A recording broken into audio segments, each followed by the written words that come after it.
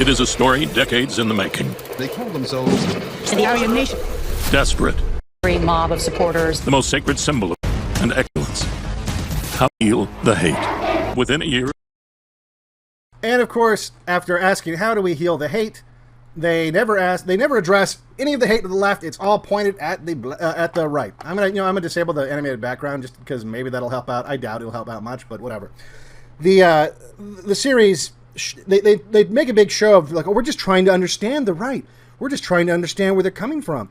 And they don't even say the right. They just want to say, oh, we're just trying to understand where the country is coming from. But then they never, ever, ever, ever, of course, talk about the left. They never talk about Black Lives Matter. They never talk about Antifa. They always talk about either irrelevant groups, like the KKK, somehow it has to do with the January 6th, or, they try to find these historic events that they lie about and try to tie it to January 6th. So in this episode, it opens up and they go directly into Waco. Within a year of Ruby Ridge, there would be an even bigger incident, which would reverberate like an earthquake through the far right. A standoff that would fuel a narrative for decades to come. That the federal government would commit mass murder to assert its control and take away the God-given rights of its citizens. Funny. So, the narrator says the right wing would look at what happened at Waco, and they would imagine that this was somehow proof that the federal government would stop at nothing to assert its power over the right and over its people. Well, yeah, that's exactly how the right viewed it, because that's exactly what fucking happened. Now, I know that this documentary is not going to have that storyline because it literally relies on some of the FBI agents who were at Waco and Ruby Ridge and other places, but in this one, specifically at Waco, for their information. So let's have a little look-see. So it opens up and it's like Mount Carmel, or Mount Carmel. So Mount Carmel is technically where the Waco thing happened. Waco is just the nearest larger town or city. This is pretty much middle of nowhere. And they talk about, this is the compound where the Branch Davidians lived. And here it is today. It's just a little church. And here it is. Look at this picture. That's where the concrete, just to give an idea, and we're going to go into detail about what happened here, but this is the ruins of the quote-unquote compound. That concrete looks like that because it was on fire. They burned concrete buildings down. And, again, we'll go over that in a minute. Let's see what they have to say in this propaganda piece that's trying to explain to leftists what January 6th is all about. It was here David Koresh, a self-proclaimed son of God, began preaching about the apocalyptic end of the world. Now Pace serves as de facto tour guide, preaching a combination of doomsday prophecies and QAnon conspiracy theories. Oh, good. The guy who is now in charge of, like, the Waco Museum, conveniently, I'm not saying they're faking it, I think this is real, is a big Trump guy and a big Q-tard. So now, this is what I hate about fucking Q.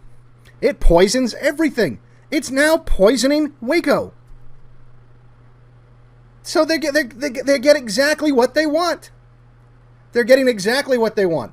They're like, haha, look at this guy, look at this psycho. Look at this fucking Trump supporter. He's got Trump flags on the wall. He believes in Q. And he is a kind of a fucking nutbag. They had tunnels built under the White House so that they could take these kidnapped children and, hide them under there because they're all pedophiles and they're all Satan worshipers. And this is part of satanic ritual that you kill a child, drink its blood, and even eat it. So, okay. Look, we know they're all pedophiles. We know that there's even satanic shit where they might be drinking the blood of kids. Who knows, right?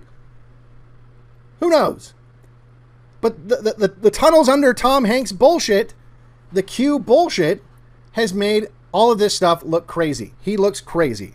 Automatically, a normal person tuning in, who, by the way, probably knows nothing about Waco. Most people, even the people on the right who are listening to me right now, you're listening because you don't know about Waco. I didn't know about Waco until I researched it, right? This happened quite a while ago now. So unless you were like a boomer, you probably, and even the boomers didn't know because there was no internet. You just got to hear the official story. So even if you know anything about Waco, chances are you know about the official story. So now this documentary takes you to this fucking, one-legged, like almost Lieutenant Dan of the Branch Davidians, who believes in Q and Trump. And instantly poisons the well. Koresh was a magnetic leader of a reclusive group of Christian fundamentalists called the Branch Davidians. They had lived in Waco since the 1930s and believed fervently in a post-apocalyptic second coming of Christ. Hey, guess what? Pretty much every Christian group believes that there's going to be actually every Christian group thinks there's going to be a post-apocalyptic second coming of Christ. Like that's how it works. Like that's the Christian religion, is that there's going to be like an apocalypse and then Jesus comes back. Like that's like the whole thing. And I know you're Jewish, the narrator and the writers and the producers, but that's like all of Christianity. But I get it. You need these guys to sound fucking spooky. Like you had to throw in apocalypse. But that's not all you had to throw in. You had to throw this line in. I'm sure you got anyone who has watched anything on Waco has seen this clip. I'm God. Oh my! He said he was God. He just said what? I'm God. What? Whoa! He thinks he's God. What? I'm God. Oh! He's a crazy. He thinks he's God. Now, what they don't tell you. Yeah, we are now diverging from the propaganda piece. So we're gonna begin addressing already. So they play this clip like, I'm God. He thinks he's God. What they don't tell you is and we'll play the longer version of that clip. When he said that, don't get me wrong, he thought he was a prophet, but so does every leader of every church, right? He didn't say he was God. That's something the media has been repeating over and over and over again, and with the help of that clip. What he's talking about is this guy right here used to be, or was, when the former Branch Davidian leader died, it was a power struggle between this guy here and David Koresh. Like, they actually had, some shootouts. I mean, this is fucking Texas, right? They actually had some gun battles over it. And in that dispute, this guy on the screen claimed that David Koresh had raped and impregnated his 74-year-old mother. And so the full-length clip of David Koresh is him basically saying sarcastically, hey, if I can get a 74-year-old woman pregnant, I'm God. In their mentality, they say, why'd you do that for? And I say this, I'm going to look.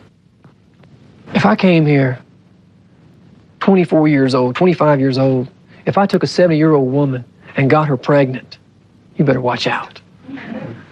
I'm God. They're laughing. You can hear them laughing. They know he's joking around. They don't think he's really saying he's God. So anyway, that's the first little line. Because here's the thing. They murdered David Koresh and about 100 of his followers. The federal government murdered about 100 innocent people, including many children. And so he can't be a normal guy. He has to be someone who deserves to die. In the same way that they made Vicki Weaver. Oh, it's a real shame that she was holding her body when that sniper who guess what? He's here in Waco pretty soon. He's not in the story yet, but he comes to Waco. Same fucking literally that same sniper, the same sniper that killed Vicki Weaver. And they're like, oh, don't worry, it's okay that some sniper killed Vicki Weaver while she was holding her baby. She was a white supremacist. They're doing the exact same shit to this, but they can't say he's a white supremacist because I'd say about 20% of his church isn't white, so it doesn't make any fucking sense.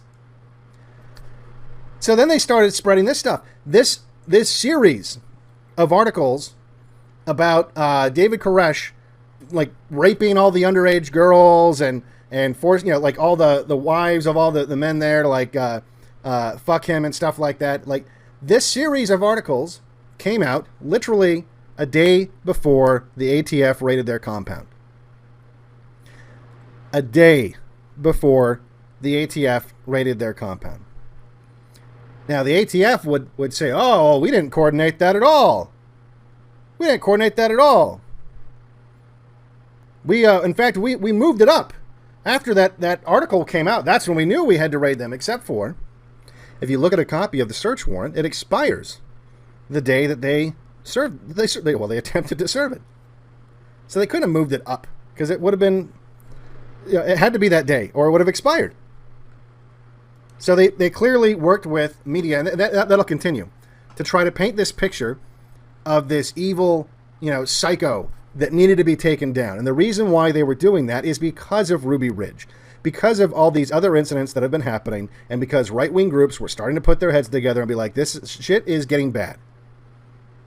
The Clinton administration is basically a bunch of murdering thugs. Like, the idea that the Clintons have a trail of bodies behind them is not something new. My mom had VHS tapes back in the fucking 90s talking about the Clinton body count.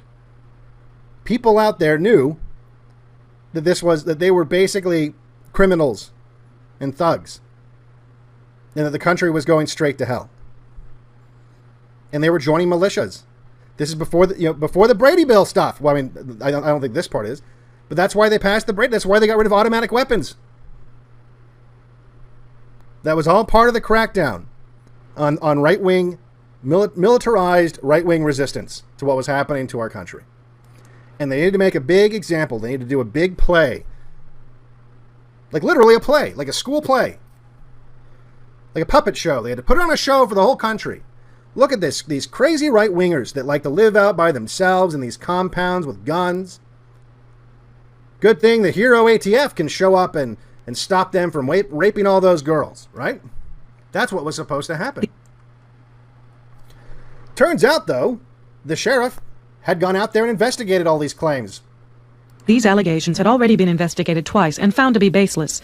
There was really no evidence of child abuse. It was only allegations. And again, I say today that we have not ever found any proof of any child abuse out there. And then a lot of these accusations, you might ask, well, where they come from? Well, they come from this group, the Cult Awareness Network. The Cult Awareness Network that targets non-traditional, if you will, mostly Christian groups. And it's run by, she died in, I think, 2016, Nelda Neely. And you're gonna like where the money for this group comes from. Targets religious groups around the world for hate campaigns in the media. Can members always make the same allegations against each group they attack? Perverted sex, child abuse, and brainwashing. It reads like a worn-out script. It has been repeated so many times against so many different groups. Can receives funding through the Anti-Defamation League.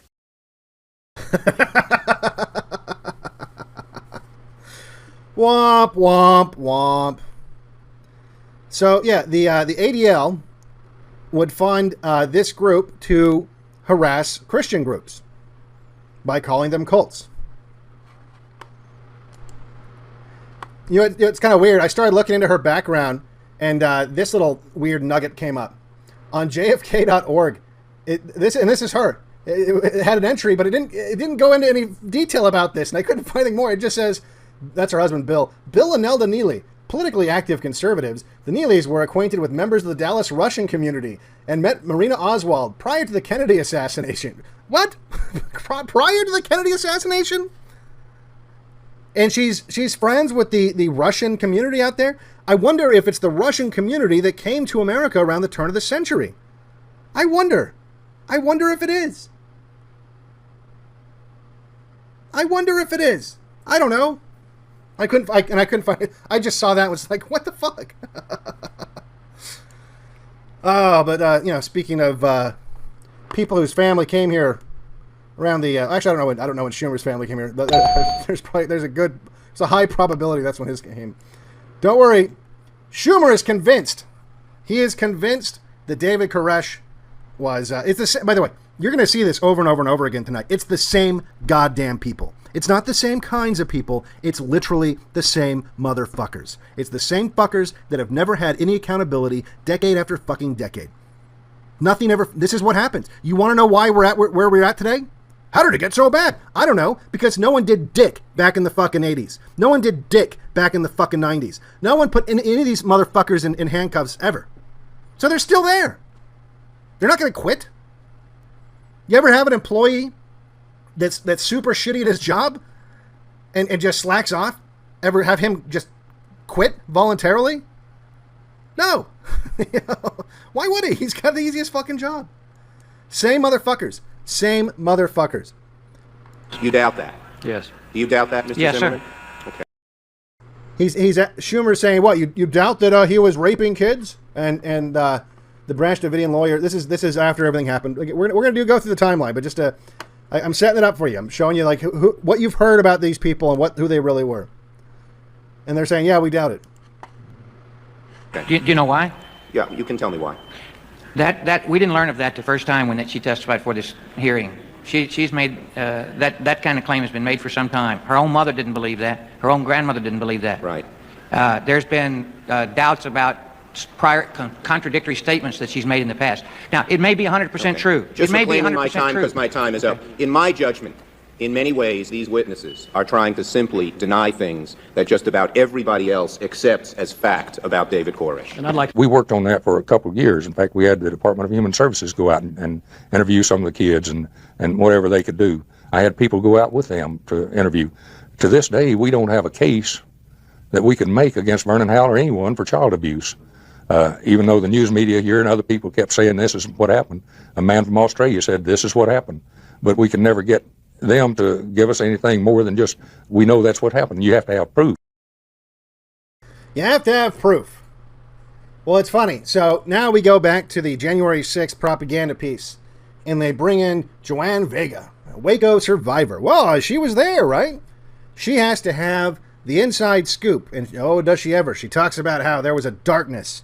You know, that he was controlling and evil, and everyone was afraid of David Koresh, and oh my God, he was just this terrible person, and no one liked him, and it was all mind controlled. And she would know. She would know because she was there. And we know she was there because we have a photo. Oh, she was a fucking baby. She was a baby when she was there. This photo was taken not long before the raid. And she was, by her parents, given, you know, she was one of the kids they released out of the standoff. Her parents handed her kid over to the authorities. So she's literally a baby when all this is happening, and has like no fuck. You know, like I don't remember shit about when I was like that age. I don't even know if she could talk at that age. She looks like she's like 2, but she has the inside scoop. And you want to know how she got the inside scoop? Well, just like all the other kids that they took out, they sent them to a nice deprogramming expert, like Rick Jewish Ross. That's right. Rick Ross, one of the Cult Awareness Network's so-called deprogramming experts, had continuous access to FBI negotiators. Shown here is an example of Rick Ross's expertise as a deprogrammer. Rick Ross is a convicted jewel thief and is presently under indictment for kidnapping. He has no known credentials to support his claim as an expert, yet the FBI allowed him to advise on the course of negotiations, while ignoring advice from numerous theologians and genuine psychological counselors. So the FBI, in the same way that all these agencies today work with the ADL and they work with the SPLC, but they sure as fuck don't work with your pastor, do they? They don't work with your church. No. And they didn't work with any kind of Christian counselors. But they worked with Rick Ross, a literal jewel thief, who got indicted for kidnapping because he was trying to free cult members. And you know what? Rick Ross, wouldn't you know it? He's still around today. He's still around today. You might recognize one of the projects that he worked on. What's this, I wonder? We must atone! I would say there are 3 primary characteristics that define a... That's right, Far Cry 5. Now, remember when I was saying, this is what I'm talking about, Goomers. It's one thing to poison people's minds for 2 hours by making them sit down in a chair and watch on a screen as white people are murdered or whatever, and denigrated. It's quite another thing to get that same person, stick him in a chair for hundreds of hours, and have them be the one pulling the trigger. which is exactly what they do in Far Cry 5. Far Cry 5 is specifically going after the same kinds of quote-unquote white separatist cults that this entire series is going after. And isn't that amazing? Isn't that amazing that Rick Ross, one of the guys that was helping out at Waco, one of the Jewish guys that was helping out at Waco, is helping out with Far Cry 5? Isn't that weird? Isn't that a little bit weird? Huh. That's a little bit weird. A little bit weird. I don't know. Anyway, moving right along. So then this motherfucker here, this fucking faggot, this guy right here, he's a murderer. This guy right here has murdered children. But look at his fancy condo in D.C., or it's probably in Northern Virginia. Looks like fucking Podesta's house. Hell, he might even live next door to Podesta. Career FBI agent. I've seen him in multiple interviews. I tried to find other stuff on him, and he loves talking about Waco. He loves it. He gets a glimmer in his eye when he talks about Waco. Now, after the ATF royally fucked up trying to serve a search warrant, and we're going to see how that played out, they called in the FBI and the military, and actually pretty much all the resources the federal government could come up with to help out. And he was one of these motherfuckers that was on in a Bradley tank, shooting. Look at him. Look how he's like fucking Rambo, isn't he? Wow, look at that guy. Now this photo is so bad. It's hard to find a lot of these photos in the original condition. He's probably one of the guys in this photo, and in fact, he's probably that guy. And if he's not that guy, and he's not one of the guys in the photos, he might as well be. He was in a tank, a Bradley tank like that, and his position was a position like that. And that's his words, not mine. So let's hear what Super Cop has to say. ATF had identified them as having stockpiled illegal weapons. So they stockpiled illegal weapons. So how did the ATF know? How would the ATF know that they had stockpiled illegal weapons, I wonder?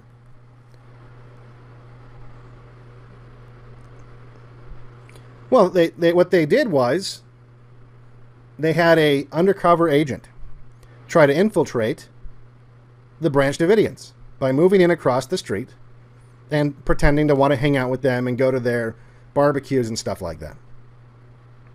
This guy claims that he saw things that don't exist. Listen to this genius. By the way, to his credit, in the hearings about this event, the congressional hearings they had, this same agent said he tried to get them to not do it. They tried to get him to call it off. And I'll tell you what, though, he sounded like his IQ was like 80. And in the hearings, I wish I could find the clip again.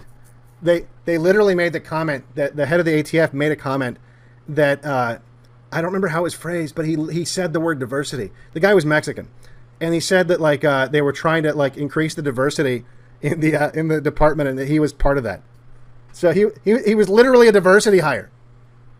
The affidavit describes how an undercover agent had observed the upper and lower receivers of disassembled AK-47s. The AK-47 has a one-piece receiver. There are no separate upper and lower receivers on an AK-47. Obviously, Agent Aguilera didn't have a clue, and Magistrate Green failed to notice. So Agent Aguilera is describing in his report that they're using to get a search warrant gun parts that don't exist. Agent Aguilera also stated that a neighbor heard machine gun fire, but he didn't state that the McLennan County Sheriff had already investigated this claim and found that David Koresh had a legal device called a Hellfire trigger that merely sounds like a machine gun. Now, a Hellfire trigger is basically like a bump stock kind of, it's not a bump stock, but it does the same thing. It's like, functionally. I tried to find like a picture of one, but from what I read, it's basically just like it makes your trigger really easy to pull repeatedly, like a bump stock, right? It almost uses the kick of your gun and your finger to do it, right? So David Koresh had basically, the 90s equivalent of a bump stock. Well, that was perfectly legal at the time. But is perfectly legal. Machine gun fire in itself is not evidence of illegal activity. It is legal to own a machine gun if the owner pays a $200 tax on the gun. But there was no evidence the Branch Davidians owned any machine gun at all.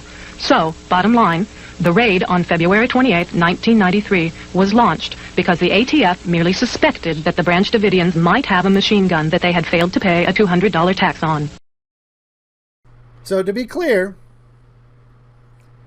the ATF, their entire reason for raiding the Branch Davidians was they thought he had a machine gun. And they didn't have a tax record for a machine gun. And no one had seen a machine gun, but this guy said he heard a machine gun, and that's all it took. That's all it took. Now, the Branch Davidians made their money going to buying and selling guns, going to gun shows.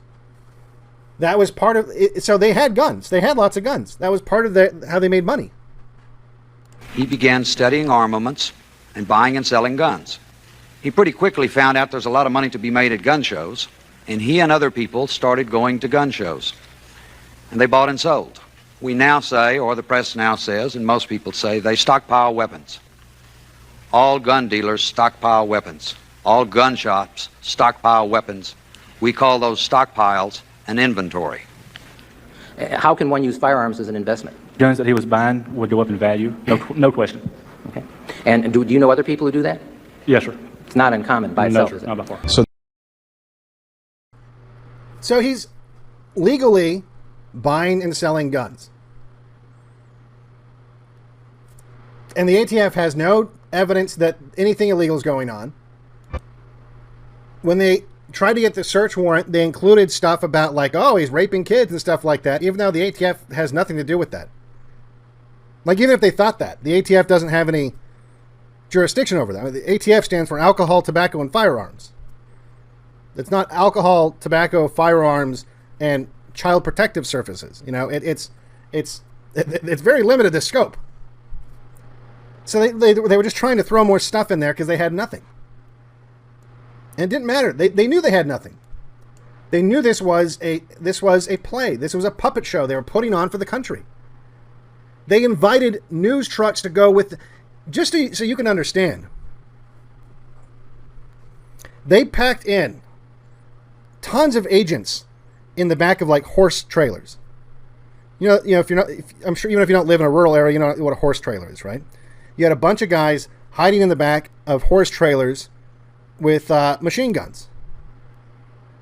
And they had Huey helicopters, at least two, maybe three, but at least two, flying with armed agents inside the helicopters, flying out to the Branch Davidians' compound, for lack of a better word. I hate using that word because it's even the word compound. It was a church.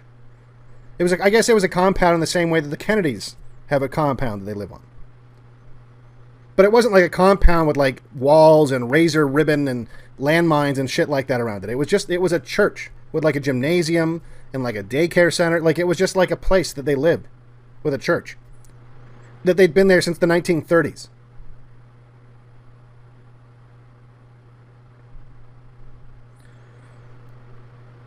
So they had all this firepower going in there. They were going to bring helicopters in, throw ladders up against the sides of the buildings, run up into the upper stories, throwing flashbangs and smoke grenades. They'd watched too many fucking Rambo movies. And they wanted it to they were, in full SWAT gear. And they invited, again, if they thought it was going to be dangerous, why the fuck? They invited all the local news people. There were news trucks. Action 7 News or whatever, on the side of the van. Showing up. That's how we have footage of the shit. It was going to be this big fucking show. So they decided they were going to go in and conduct a search warrant and arrest David Koresh. 100 ATF agents.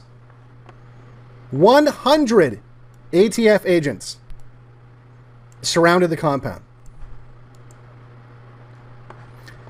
And again, their warrant expired that day.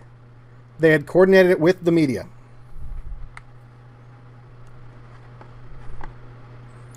Now, when they showed up,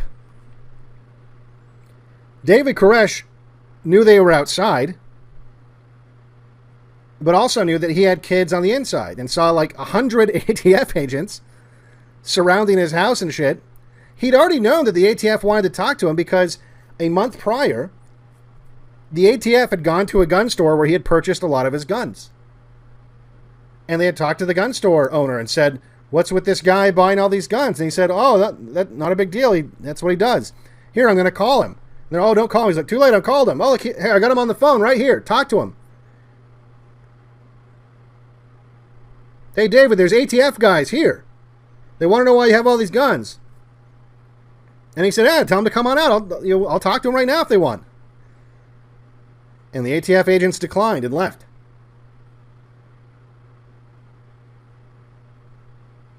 He wasn't like a recluse. He left the compound all the time. He went to like Walmart and normal stores. If they were worried about him, if it was him they were after, they could have taken him into custody easily when he was in town by himself, which happened all the time.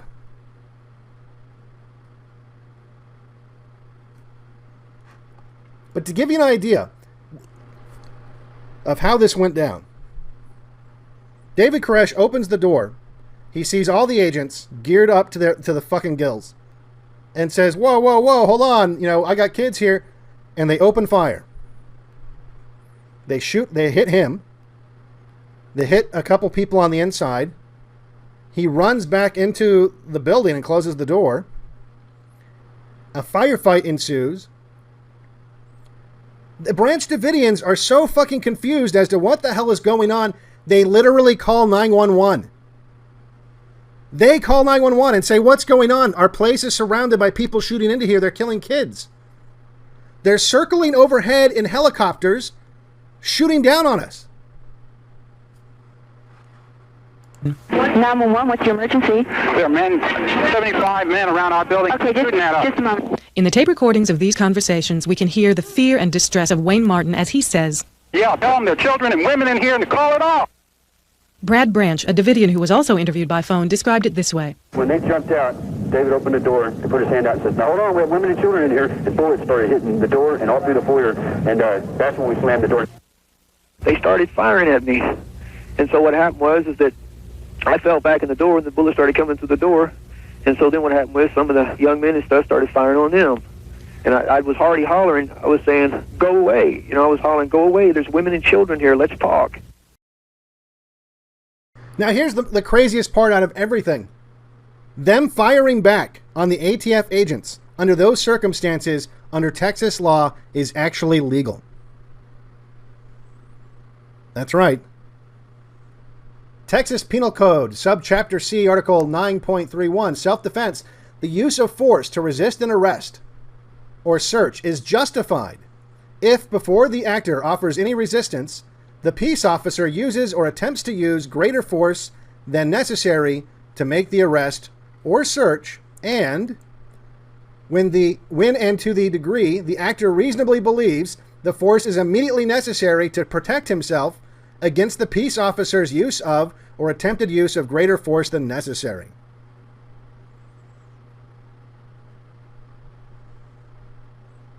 They weren't even breaking the law by returning fire. Because he opened the door, said, "Hey, what's going on?" They just start shooting at him.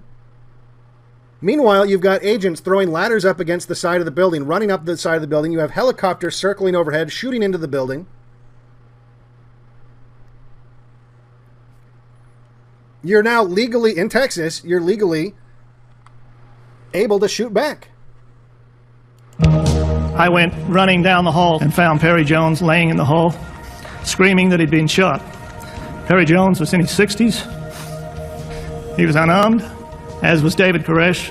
When they went to the front door, both were shot in the area of the front door. David was shot in the wrist. Perry Jones was shot in the stomach. My dad's name is Perry Jones. He was an unarmed man. And you guys just shot through the door and killed him. Thanks a lot. There were a few that had guns, and I admit that. And there were probably those that reacted to seeing David and Perry and others gunned down, who responded by firing back. But it was not a general ambush as they would like you to believe. I am in sympathy with the families of those that lost, the families of the 4 agents that died. I know what they're going through. We lost a lot of friends and a lot of our families. I lost a daughter inside Mount Carmel. We'll get to some of the spooky things about the agents who died in a second. But here's the other thing. If it had been an ambush, the Branch Davidians, because that's what the... Paw licking driving you crazy? Many dog owners swear by this simple change to calm allergy symptoms and stop the chewing, scratching, and licking. The ATF said, oh, it was an ambush. You know, David just came out of the front door to lure us in, and then they all started shooting at us. If it had been an ambush, they could have murdered every last one of those ATF agents, because guess what? The ATF fucked around and found out. The ATF asked for a ceasefire. They asked to be allowed to retreat. They ran out of ammunition.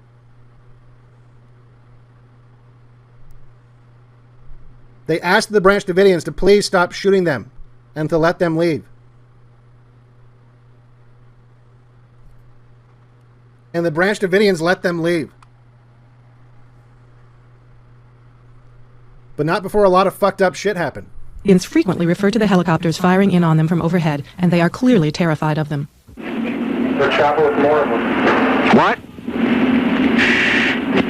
Another chopper with more people and more guns going off. Here they come. All right, Wayne, more firing. That's not us, that's them. Okay, all right. David Koresh, in the 911 tapes and in a radio interview, says that the ATF killed his children. No, let me tell you something. Yes, sir. You see, you brought a bunch of guys out here and you killed some of my children. We told you we wanted to talk. This photograph shows one of the helicopters used by the government on the day of the raid. This helicopter has a .308 machine gun mounted in the doorway. Notice the words United States Army on the tail, contrary to the government's claims that the 3 helicopters at Waco were unarmed National Guard helicopters. So as I'm approaching Winston's room, I could hear water running, and I couldn't figure it out. What would that be? But as I turned into his doorway, Winston's lying on the floor beside his bed, in a pool of blood and water, and there's water pouring into the room from just dozens of bullet holes in the water tank that was right outside his window, and the window was all shattered and everything. I figured that, judging from the angle of the bullets coming down from the outside and into the room, that it had to be from helicopter. There's no buildings, tall buildings out the back. Anybody on the ground couldn't have shot at that angle into the water tanks. The Davidians shot back. The helicopter landing in the foreground has been forced down by multiple hits. 17-year-old Peter Gent was inside the silo scraping rust when the raid began. Gent is barely visible in this news video as he climbed to the top to see what was going on. The video apparently shows him being shot from this passing helicopter. Gent falters and then drops back onto the silo's roof. Federal officials didn't let the Davidians remove his body for 5 days. So one of their sons, a 17-year-old boy, was in the silo, scraping rust out of the silo, like just doing his chores, right, for the day, when all this shit went down. He climbs to the top to see what the hell's going on, and one of the helicopters kills him, just shoots him and kills him. When the Branch Davidians ask the agents, who they allowed to leave, by the way, the agents that they allowed to retreat without getting killed, they say, hey, look, to the negotiators or whatever, our son is rotting in the sun on the top of that tower where you killed him. Can we at least go out and get him and bury him? They wouldn't let him.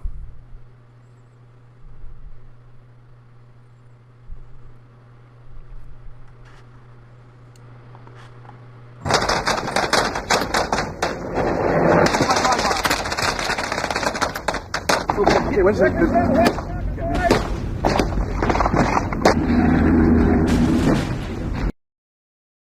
So this is just the front. This is just the front where they're just unloading their guns. And they can't see anybody. There's no one outside. They're just shooting into curtained windows and into walls. They're just indiscriminately shooting into the buildings.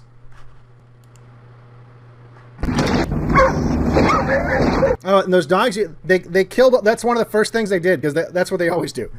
They killed, like, all their dogs immediately. So you can hear them killing the dogs.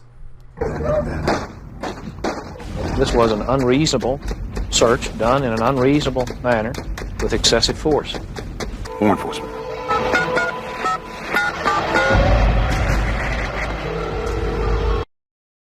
By the way, something else they discovered, you hear these recordings. These recordings came out because of the congressional hearings. You hear the Branch Davidian guys dialing 911. If you call 911, they record the phone call, but they don't have the audio of you dialing 911. How would they? They don't have the audio until they've picked up the call. So when you call 911, the audio of the recording doesn't start until they pick up the phone, because they're the ones recording it. The only way the federal government would have the audio of them picking up the phone and dialing the phone number would be if the phones were already tapped. And they did not have a warrant to have tapped the phones. So when they released these recordings, oops, now we know that you already tapped their phones without a warrant.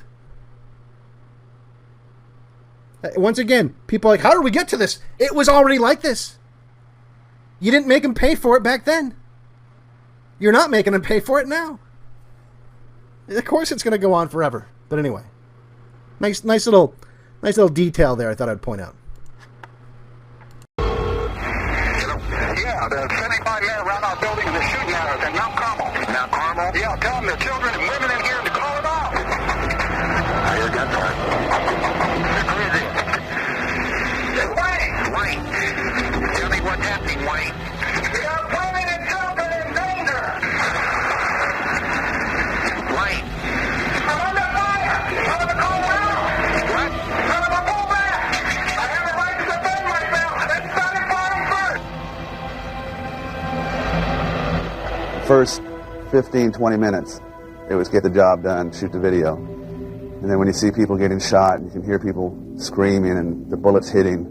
I have 2 daughters. I started thinking about my daughters. And that was the voice of one of the news cameramen that was invited to go there. So as you can see, the ATF fucked around,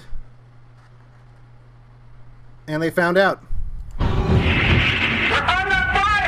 Okay, stand by while I make contact with the forces, okay? We need to try the radio band one more time on our frequency. You called the bitch. Hold on just a minute, Wayne. No, I have not. And nobody's responded to the damn radio.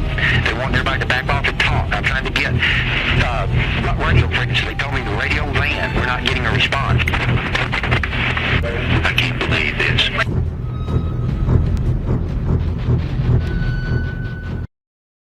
So the Branch Davidians literally called 911 and said, help us. And the local law enforcement had no way of contacting the ATF. In fact, the ATF had no way of even calling for backup. They were so convinced. They were so convinced that they were just going to do this and be the heroes. They didn't even think about that.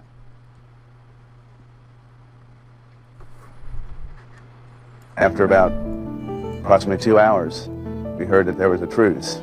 We heard ATF agents say, don't shoot, don't shoot. The agents were out of ammunition. They could have killed nearly every ATF agent out there the day of the raid had they kept shooting. But when they said they would leave their property, they quit shooting.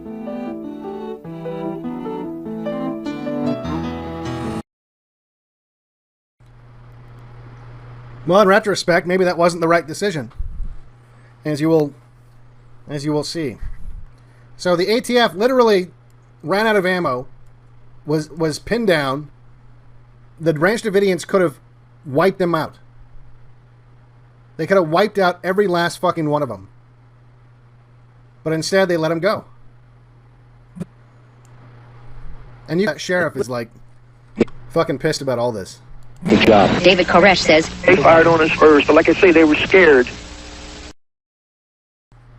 Look at those guys. Hands up, walking away. And this is why the Branch Davidians had to die.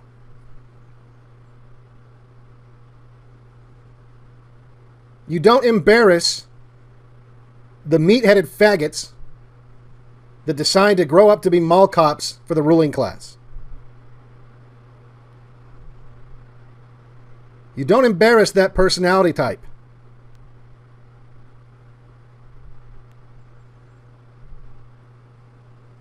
You only get that job if you're a sadistic fuck with delusions of grandeur.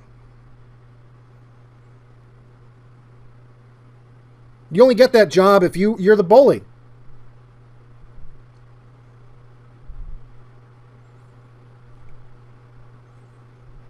They don't exactly have access to the emotion that many of us call humility.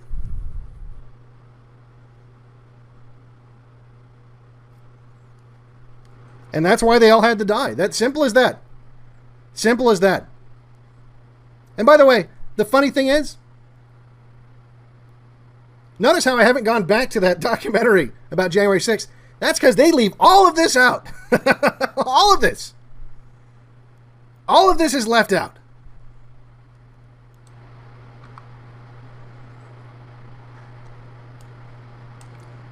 And look, it's not just me saying that the Branch Davidians didn't do anything wrong. They were all acquitted afterwards. Or heard anything that would lead you to believe, or read anything that justifies the murder of those 4 ATF agents, the 20 more who were wounded by the Branch Davidians, by David Koresh and his followers on the morning of February 28th. The jury in San Antonio found that the killings of the 4 agents were in self-defense. They were acquitted of murder, sir. Did you know that? They were acquitted of murder and acquitted of conspiracy to commit murder. Every single defendant, all 11 were acquitted of murder. Are you going to tell me that every murderer in this country who's walked was really innocent? Well, you asked me, did we know of anything that would say that they weren't guilty of murder? And the answer is yes. If the ATF accidentally or however opened fire on people in their home and all they did was defend themselves in their home, then under the law, that's justifiable homicide. It's not murder. So they were literally acquitted. They were literally acquitted. And of course, the documentary leaves that part out. And nothing. And look, no one was held responsible either. But the deaths of those agents, that was considered self-defense. That's just one agency. All the other agencies back there are going to back them up. That's including our federal government. We, the people, don't run this government anymore. They do. And they tell all the lies they want.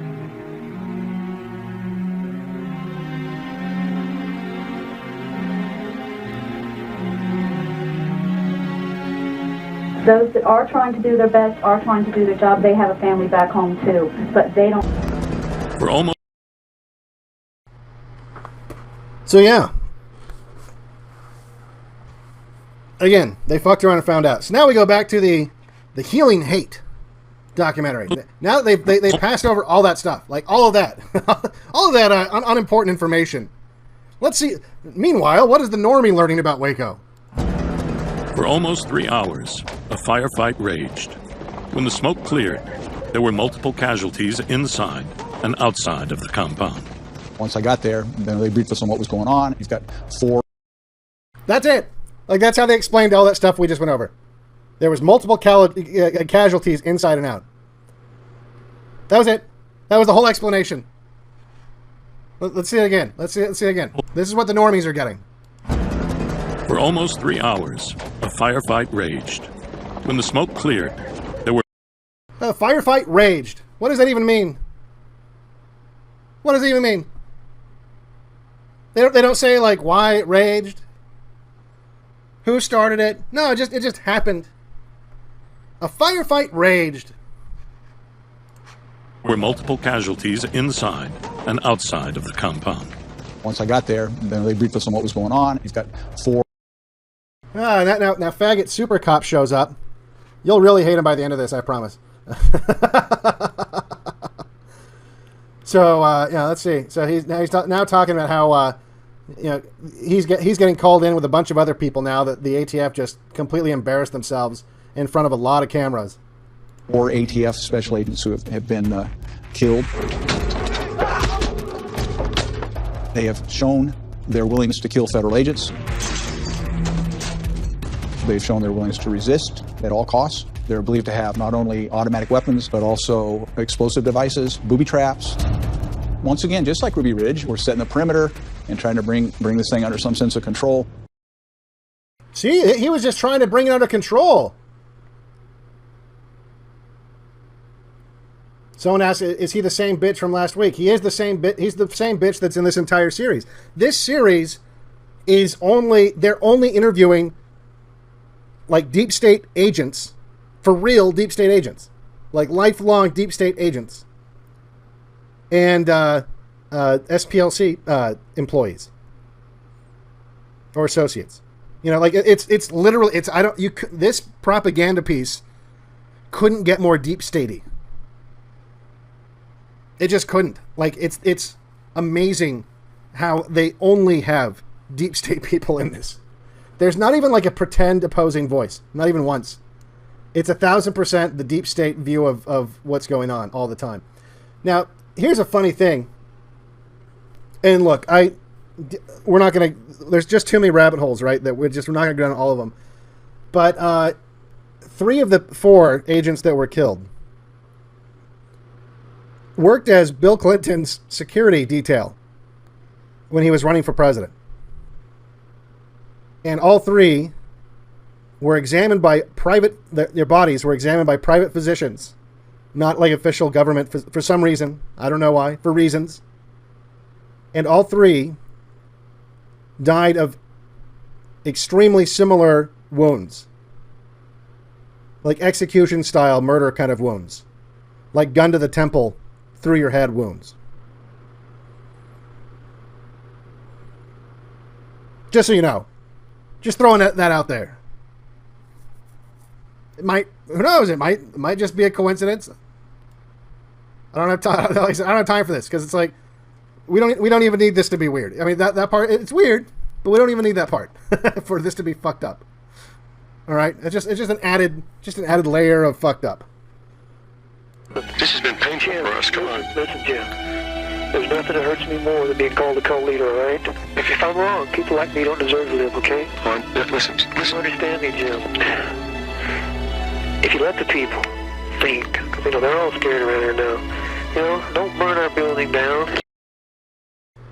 See, now they, in the January 6th mockumentary, they're going to start trying to lay out the official storyline of the Branch Davidians. And that is, and then one day, for no reason at all, they lit themselves on fire. Isn't that right, Joe Biden? David Koresh and the Davidians set fire to themselves and committed suicide. The government did not do that. That's right. That's right, Joe Biden. Thank you very much for making that clear to everybody. Just so it's super clear. But yet here in this call, when David Koresh is talking to the people in the chat are freaking out that, oh yeah, Biden's more involved in this than you think. I told you it's the same people. It's the same fucking people. It's the same people. So anyway, don't you know where the Patriot Act came from? So David Koresh, the Branch Davidians were terrified that the FBI and the ATF were going to burn down the compound. He's talking to the FBI negotiator saying, look, people in here are afraid you're going to burn this fucking place down. We know that there's evidence here. This is a crime scene. And there's evidence here that'll show that you guys really fucked up. For example, the front door. All the bullet holes are going in. They're not going out. The trajectory of all the bullets that came in and killed people from a helicopter. And you're saying that there's no guns on the helicopter. We know there's guns on the helicopter because we have to hide when they fly over.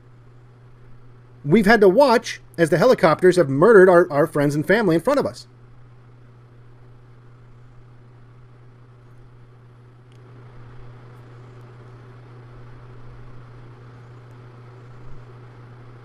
They knew the ATF only had one solution to this problem.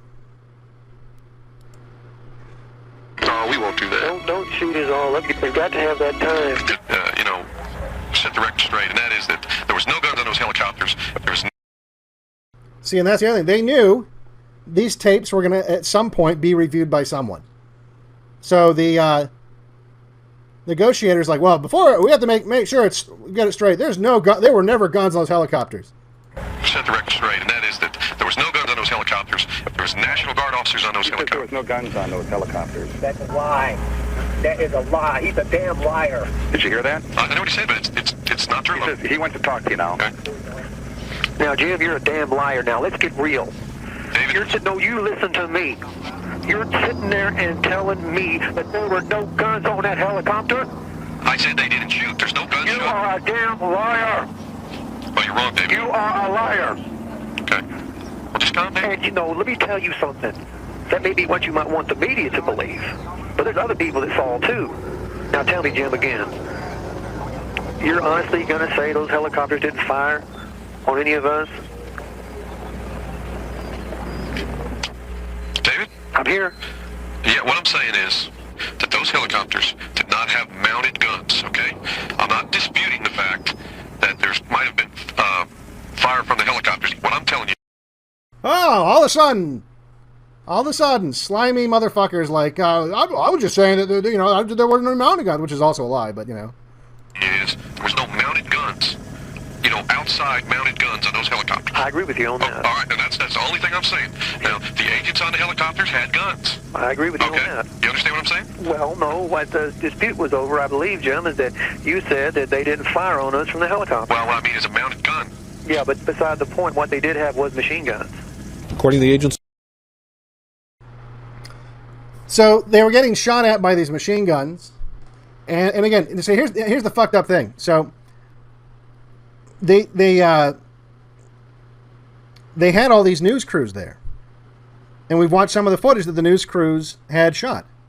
Many of the cameras and tapes were confiscated by the ATF, but there were so many damn cameras and crews there that documented or wrote down that or logged that, yeah, we had footage of this, that, and whatever, right? That the congressional hearings were aware that there had to be tapes of when the firefight started, right? Well, then we'll know. I mean, you invited all these news crews there.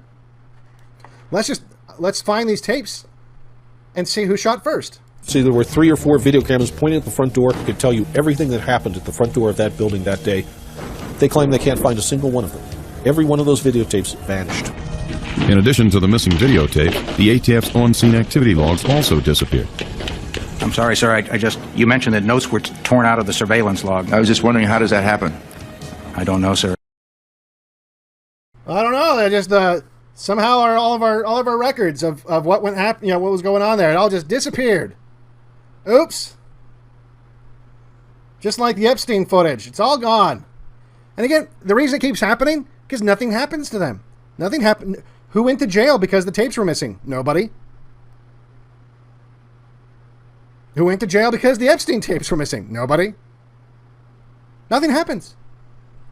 Now, the icing on the cake, if you want to... So, it's funny because we all know now. We all know now what happened. We all know how this got started. We know and then on top of that, we know they destroyed evidence. But what they also did is they needed the American public to have the same view of what happened as the federal government's view of what happened. And they had to do it quick. Because all of a sudden, this was becoming a pretty hot story. which was the intention. They just didn't think it wasn't supposed to unfold like this.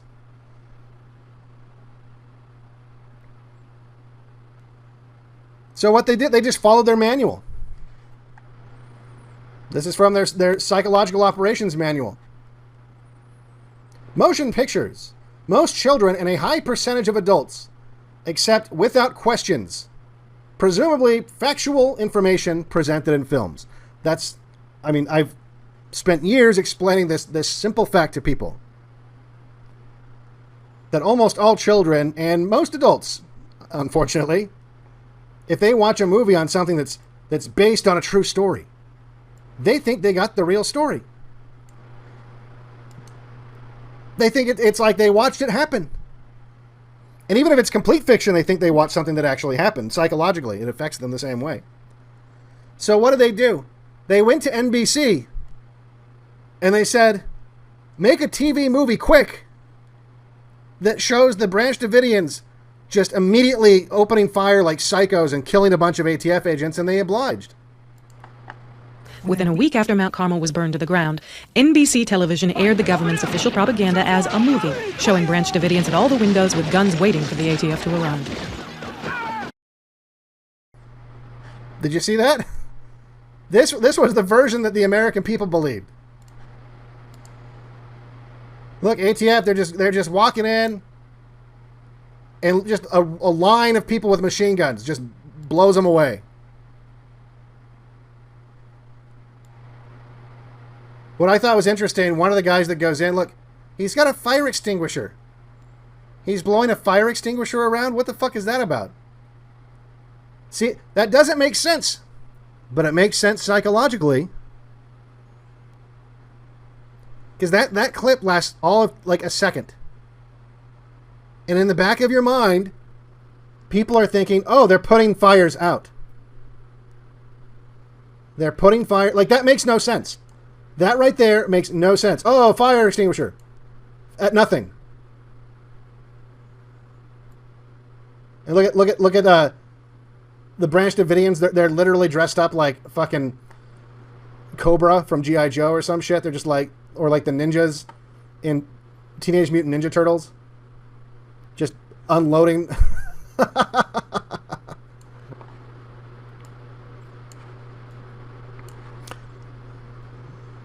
Meanwhile, in reality, so they've locked down the compound. Super Cop from the January 6th documentary has showed up and it's hanging out in a Bradley tank. We'll see here in a minute. They put up roadblocks all around it. This is the day of, right? They've been outgunned. They're retreating back to their ambulances. And this guy, I think it's Matt Schroeder. I know it's Schroeder. I forget if it's Matt. I think it's Matt Schroeder. His family's on the compound. But he doesn't, he just hears it on the radio that this shit's going down.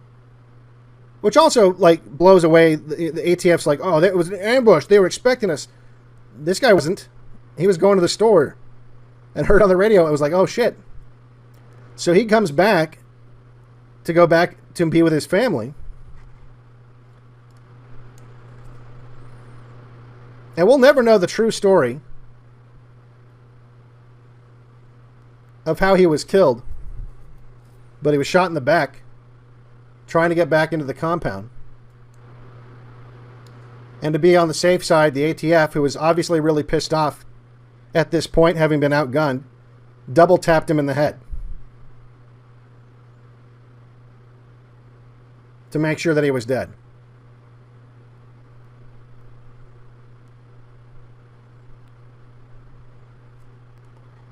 So there you go. Obviously, January 6th documentary and Super Cop don't mention that shit. Let's see what Super Cop's talking about now. Koresh had his prophecy that he wanted to fulfill. There were so many things that happened that played right into his prophecy. 5 horsemen of the apocalypse. And that's how many Bradley vehicles there were. Oh, yes. See, now he's got to start the narrative that, oh, yeah, David Koresh had this prophecy and that's why they burned themselves alive, right? Isn't that right, Biden? David Koresh and the Davidians set fire to themselves and committed suicide. The government did not do that. Okay, thank you, Joe Biden. Yeah, this guy, you can tell he has a great time talking about this story. He has glee in his fucking eyes. He's like, oh yeah, it's crazy. You know, and it's funny because, look, they did have a prophecy. The funny thing is, the whole group since the 30s. It wasn't David Koresh's prophecy. It was the whole group since the 30s. They were going to go out there and try to be left alone. But they knew at some point in time, the armies of Babylon, as they put it. You know, I'm almost thinking maybe I'm a Branch Davidian here. The armies of Babylon were going to come knocking at their door and try to kill him.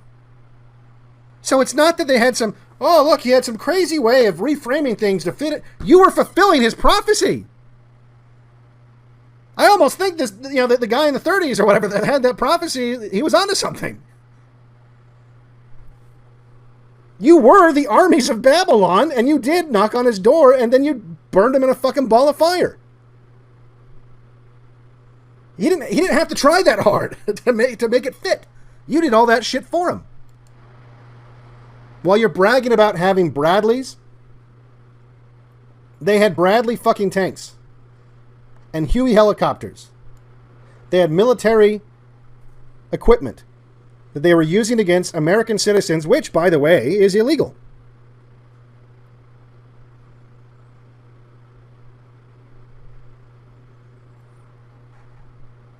And they knew it was illegal.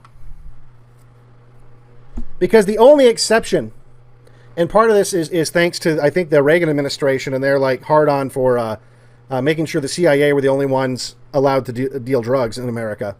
They made it so that all bets are off if somehow drugs are involved, right? So you can't use the military against American citizens unless drugs are somehow involved. Well, the Branch Davidians had literally nothing to do with any kind of drugs at all. But the ATF told the governor that she needed to authorize the use of military vehicles because they suspected that the Branch Davidians had a meth lab. It is illegal to use military troops against United States citizens under the Posse Comitatus Act, 18, United States Code 1385. But the FBI brings in tanks from nearby Fort Hood, a U.S. Army installation, to surround the house.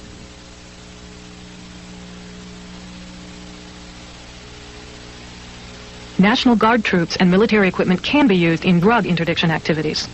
Even though there was never any question of drug activity at Mount Carmel, as a ploy to avoid criminal penalties imposed by the Posse Comitatus Act, the ATF claims there is a suspected methamphetamine lab. Yet even after Texas Governor Ann Richards becomes aware that she was deceived by the ATF into consenting to the use of the tanks, she does not order the tanks off the property. So that's all they needed. By the way, that's another reason why I tell you guys, if you live in one of these states that has legalized pot in some way or whatever, yeah, don't fuck with that. Don't fuck with that. The feds will still use it for an excuse to confiscate your property. I mean, there's so many things they can do if drugs are involved, and so don't risk it. Not fucking worth risking. Not that it matters. Apparently, you don't even have to really be doing it. But yeah, they had full-on Bradley tanks. And an Abrams tank.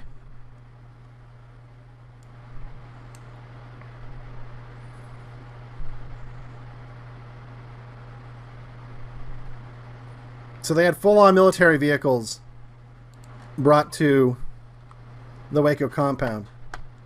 On top of that, they started doing psychological warfare. At night, they would light up the place with these super bright spotlights while playing recordings of rabbits being slaughtered. That's from the official documents.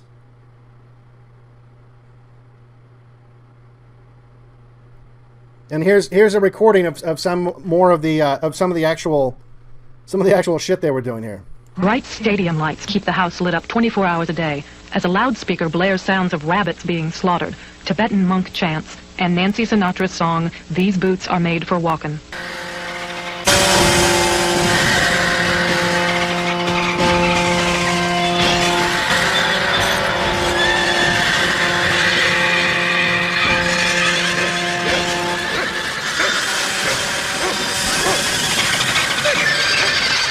Day 7 finds reporters facing a banner reading, "God help us, we want the press."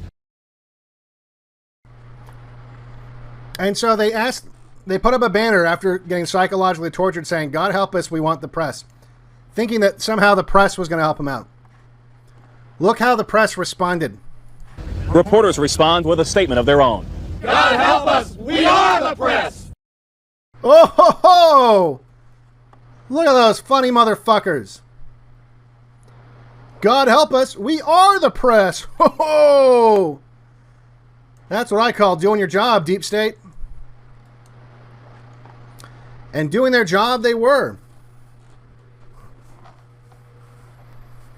They wrote article after article in all the news magazines like Newsweek, People, Time, all that stuff about the crazy pedophile cult leader that thought he was God, that started mass murdering ATF agents for no reason, and the poor FBI and the sad heroes that fell that day, and how we all need to pray for Janet Reno and the Clinton administration to help us get through this awful time. And the children. Think about the innocent children. The innocent children that are in there getting psychologically tortured. I mean, that are just there. So that's something you don't think about. That psychological torture stuff, that's happening to the kids. They're sitting there acting like they care so much about the kids while they're psychologically torturing the kids. What impressed me is that the Bureau time after time asked Koresh for some evidence that the children were okay. He sent in, the Bureau sent in videotapes asking Koresh to do something to prove that the children were okay. Negotiators consistently asked that the children be sent out. We did not receive verification that the children were okay. The report admits that Janet Reno lied when she told us that David Koresh had refused to send out videotapes showing the condition of the children. It says, that night the Davidians sent out a videotape of the children in the compound. The negotiators' log shows that when the tape was reviewed, there was concern that if the tape were released to the media, Koresh would gain much sympathy. So the FBI gave them a tape or a camera with a tape in it. I'm not sure which. They already had a camera. Somebody just gave them a tape and said, just give us proof of life, proof that the kids are okay. And they shot a bunch of video. Part of which I already showed you, where Koresh's wife was like, hey, my dad, who was like 60 and unarmed, got him through the door and killed him, so thanks for that, assholes. They sent the tape out, and the feds looked at it. Here's another part of it. And they were like, we can't let this get out anywhere because people will know that, that they're not the people we're saying they are. 3 helicopters, and the next minute you hear firing and you're on the floor with bullet shells flying all over your head. It's frightening. We have people out here, we have all these people, women, children, tiny babies. These men came in here and they started firing on us. The bullets came through the walls and people were killed, people were injured. And this is America. What happened there with your finger? You were just sitting there? I was told you were nursing the baby? I was sitting here kind of like, I'm not exactly sure it happened so fast, but at any rate, it went up this finger into my hand and out my shoulder. Hey, 1 second.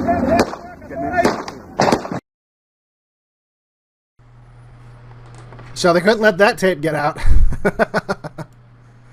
So all you heard about was David Koresh, the pedophile guy who thinks he's God. While they psychologically tortured them and frightened them. They keep saying, well, how come the people never came out? How come the people never came out? They were terrified to come out. They would look out their windows and get shot at. The people driving the Bradley tanks would drive right up to the front of the compound and start driving over their cars while someone would reach out the window of the Bradley and flipping them off. They were mooning them. They were hanging their asses out of the Bradley tanks. Like, this was the level of maturity these meat-headed faggots that work for the ruling class are. They're literally mall cops with enormous power. They're like the worst kind of fucking retards. They're retards with guns. We went through varying degrees of hell with noise, music, bright lights. The children were suffering along with the adults. We were without water, having had our water tanks shut up. We were living on rainwater. Whenever it would rain, people would put buckets out the window and collect rainwater, and it was rationed. I doubt whether anybody got more than 8 ounces a day, if that. We had a very good dialogue last night. The electricity will not go off tonight because we've had a good dialogue this evening. As a negotiator to Mr. Koresh. A half an hour later, no, I'm sorry, it's a negotiator to Mr. Steve Snyder. A half an hour later, the lights are turned off and left off permanently. The electricity is shut off. Why? I can't answer the why, but I can tell you that the negotiation team was disappointed in that decision. So the negotiation team's lying to them constantly. They're saying, oh yeah, like, you know, thanks for being so cooperative. We're going to leave the lights on tonight. And then they shut the power off permanently. I wonder why they don't trust these guys. I wonder why they don't want to go out. These guys that have murdered their family members and friends whose bodies are still in the compound with them. Steve? Yeah? There's been a change. The tactical people have changed the situation, and for security reasons and for safety reasons, no one is now authorized to come out of there for any reason. And what they're telling me is that if anybody does, they are going to be dealt with in such a fashion that the people will have to retreat back to the compound. What? I'm missing, I guess, what you're saying. Are you saying, make it as plain as possible? The patience of the bosses is no longer where it was earlier. Okay, I'm about to listen to me now, Henry. I don't really give about your bosses.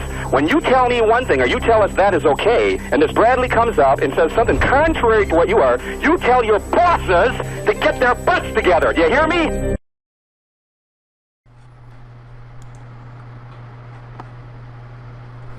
So they're just jerking them around constantly. Now they're telling them if you go outside, we'll shoot you. While at the same time, how come they don't go outside? You just said that if you go outside, you'll kill them, or you'll make them feel really bad. They'll make it so you'll regret it, kind of a shit. It's like, what the fuck? While Bradley tanks are circling the building, running over your cars and smashing everything. They were assuring us that we would be cared for in a professional manner.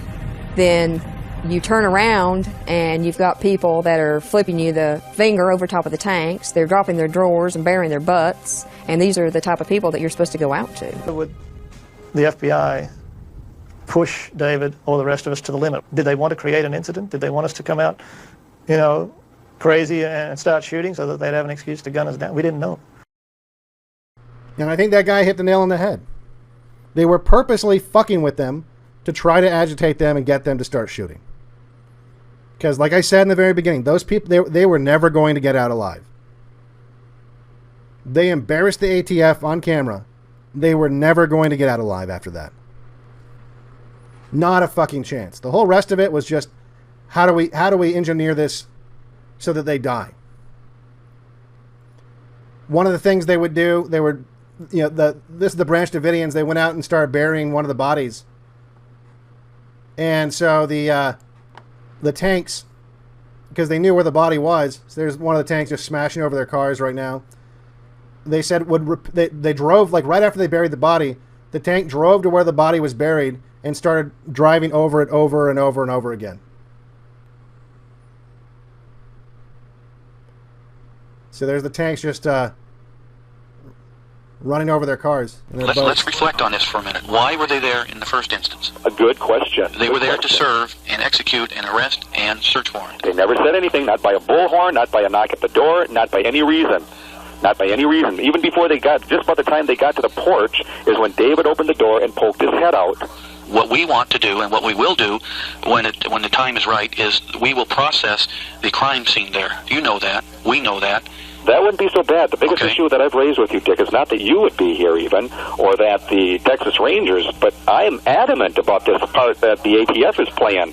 The ones that came to this place, and when I've heard on the press conference the outright lies, and to think that that agency would be involved in any aspect of this from here on out blows my mind that would even be allowed in America. Well, Steve, let's face it, there are some things that we will deal with when the time is right. No, you start dealing with it now so we can come out. I mean, that's one of the biggest reasons I have not been able to hurdle talking to the people, getting them to come out there. Okay, Steve, why don't you and your family come out and then you handle these issues, okay? Why don't we do that? How am I going to handle them when I'll be shackled for hands and feet and throwing the key will be thrown away? Who's going to hear me? They're after blood. Come on, Dick. See, they weren't crazy religious wackos that were going to light themselves on fire for no reason at all. They weren't Jonestown psychos. They knew exactly what was going on. They knew exactly what was going on. They said, look, you can't have the ATF in charge of processing this crime scene. We don't care if you get the Texas Rangers to come in and do it. Just someone that's not these guys. These guys want us dead. They want us dead, and they want to destroy all the evidence. They fucked up. Why would you have them here?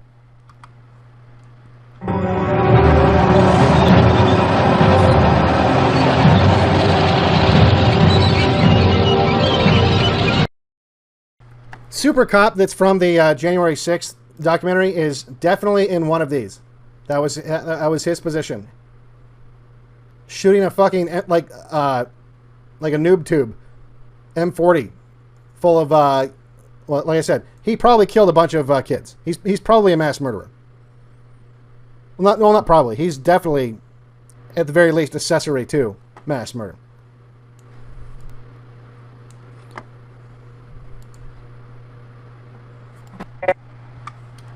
We realize that you have the ability, and it's not below you people to do something like to erase all evidences.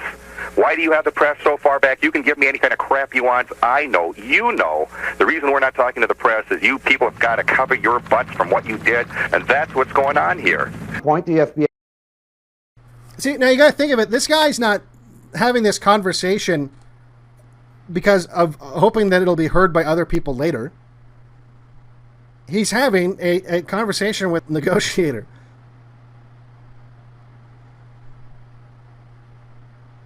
He didn't know the internet would be invented, that people like you and me would be able to hear this.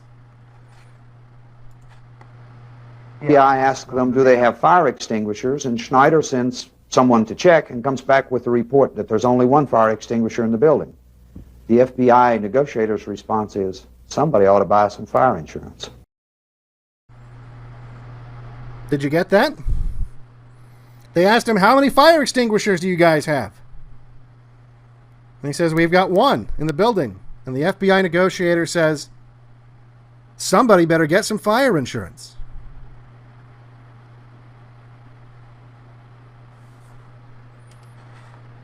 Meanwhile, back in the fantasy land of healing hate, Indivisible, healing hate, understanding January 6th.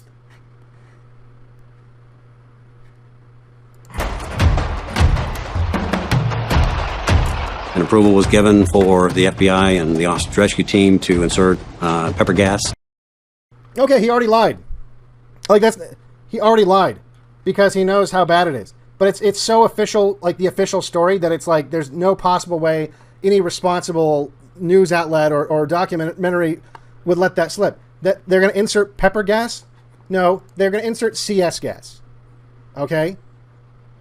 CS gas. It's military grade tear gas. It's not like kind of pepper balls that they shoot at fucking Antifa rioters. Okay? This is shit that can kill you. This is shit that can be flammable. This is shit that will definitely kill children if they're in an enclosed space and you pump in that particulate, because it's not even really a gas. They call it tear gas or CS gas, but it's not an actual gas. It's a particulate, and it has to be released into the air, aerosolized, with another compound, that's usually the flammable stuff. But you blast that into a room with no ventilation where toddlers are for 2 hours straight. Fire or no fire, the kids in there are fucking dead. They're drowning on their own lung fluid.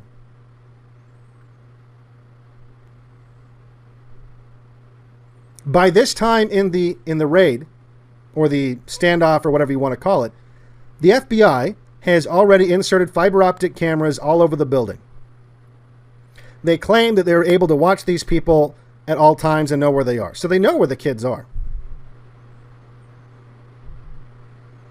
Of course, we're not able to have access to a lot of this footage that they say they have. I wonder why.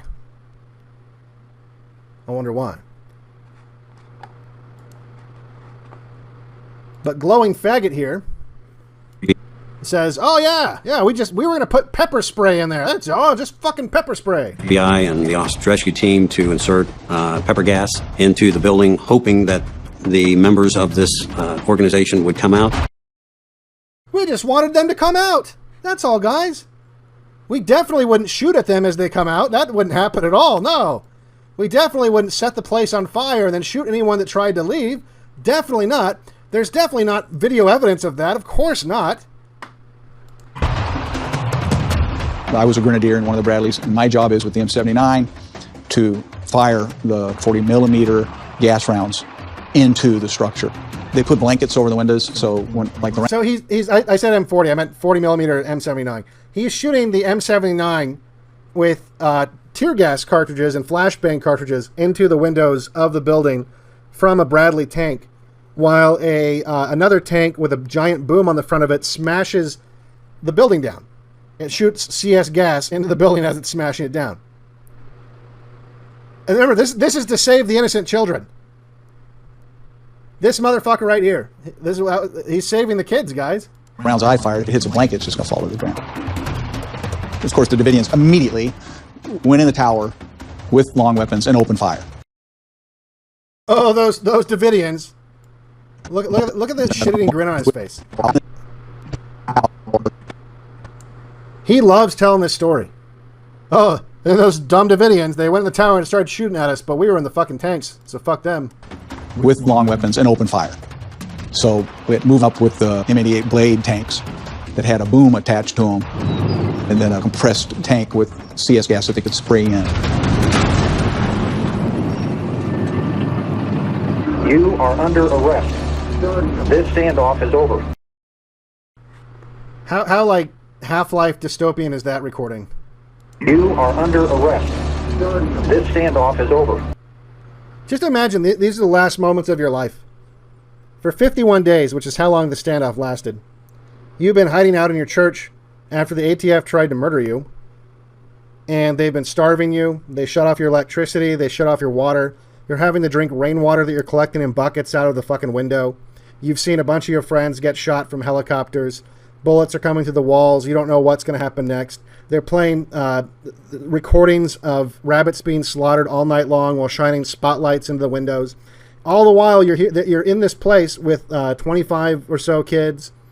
Almost 100 people are undergoing this. There's enough dead bodies around to where it's also kind of a, it's a little bit of a situation in terms of cleanliness and everything else. No one can bathe. I don't know what the bathroom situation was, but I'm sure that's not nice. And then one day, tanks roll up on your building and start shoot. Some asshole with a crew cut starts blasting 40 millimeter gas, CS gas, and flashbang rounds into the windows from an M79. While another tank with a giant boom with compressed CS gas smashes down entire walls and starts saturating the buildings with tear gas. And this is just the beginning. But the FBI hadn't planned for what came next. Oh, really? Oh, wait, I think it's time for Biden. David Koresh and the Davidians set fire to themselves and committed suicide. Government did not do that. You guys got that? They set fire to themselves. It definitely wasn't the tanks smashing giant holes in the buildings and blasting CS gas while this other fucker is shooting flashbangs and tear gas cartridges into all the windows. It's definitely not that. That had nothing to do with any of it.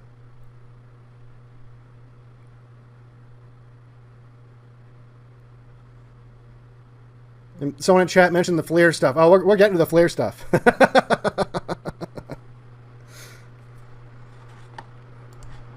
An inferno that engulfed the compound and everyone inside. The siege was over. That's it. Just like in the beginning where they were just like, oh, there was a hail of bullets and some people died. Well, now there was a fire and now the siege is over. So if you're one of these idiot normies watching the January 6th documentary that's talking about the rage, the irrational rage of the right wing and how they have all these like crazy conspiracy theories they believe in, Waco, there was a fire that definitely the government didn't do. David Koresh and the Davidians set fire to themselves and committed suicide. The government did not do that. Definitely wasn't the government. Definitely wasn't the government.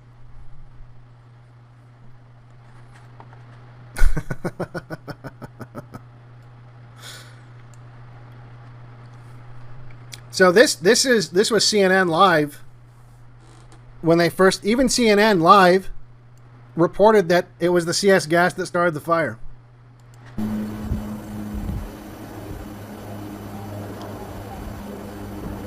Well, Bonnie, for the last 15 minutes, we've watched this M60 vehicle, this combat engineering vehicle, make large holes in the side of this building and pump tear gas in there.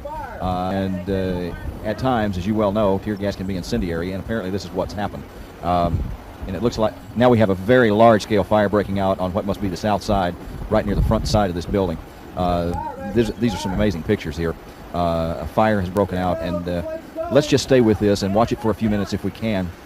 As I said, this combat engineering vehicle has been working very diligently. My favorite part is how they keep calling it a combat engineering vehicle. A term that, as far as I know, didn't exist prior to Waco.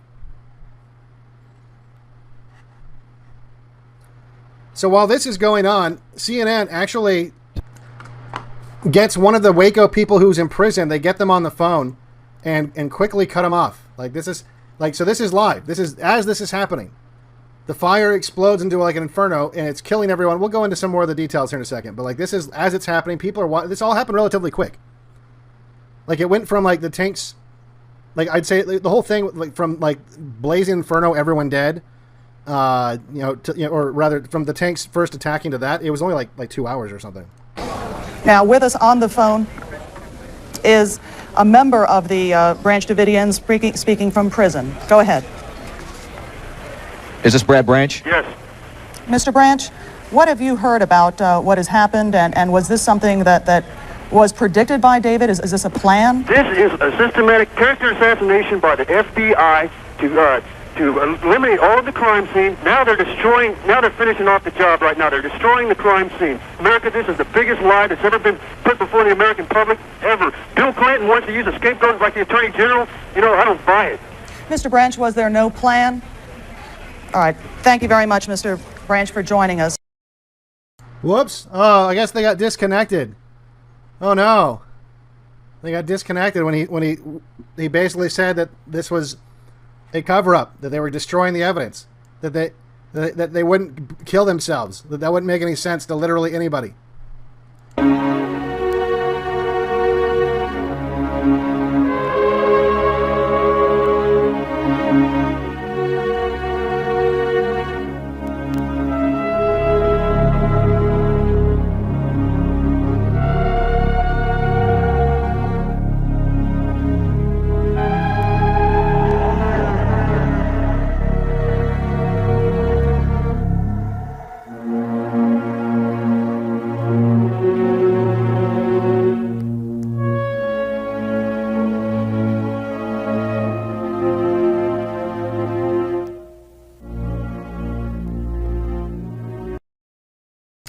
The ATF prevented the fire trucks from entering to help put out the fire, by the way.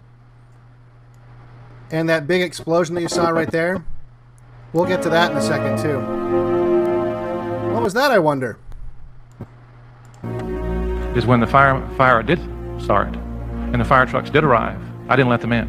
I held them at the checkpoint because I didn't want the firemen to drive into gunfire. I just wasn't going to permit it. And it's a terrible thing, a very terrible decision to have to make. But it didn't hesitate. It took me that 2 seconds to make it. But we held the fire trucks. So that was our fire plan. They asked the ATF if they had a fire plan, and he literally just said, yeah, my fire plan was to not let the fire department in. Oh, it was a tough call to have to make.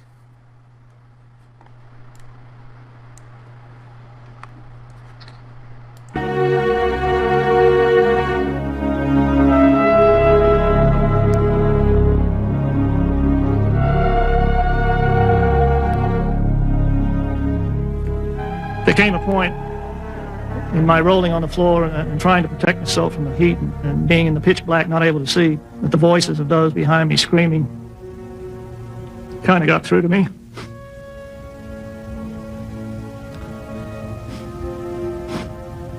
I recognized who they were. Yeah, it doesn't sound like the cult planned to burn themselves down, does it? So he's one of the few people that actually got out. In fact, he said when he got out, he thought he was the only one that actually made it out.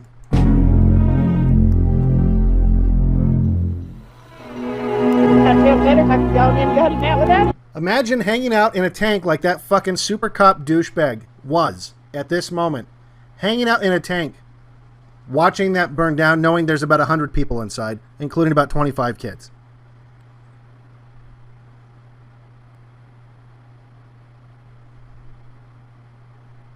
And now imagine 30 years later laughing about it and smiling about it. Record of the Waco incident documents mistakes. What the record from Waco does not evidence, however, is any improper motive or intent on the part of law enforcement. David Koresh and the Davidians set fire to themselves and committed suicide. The government did not do that. See, another thing that they don't mention in this is that Joe Biden at the time was introducing legislation that would later morph into the Homeland or the Patriot Act. While the federal government was cracking down on all these militias and on random Christians like these guys,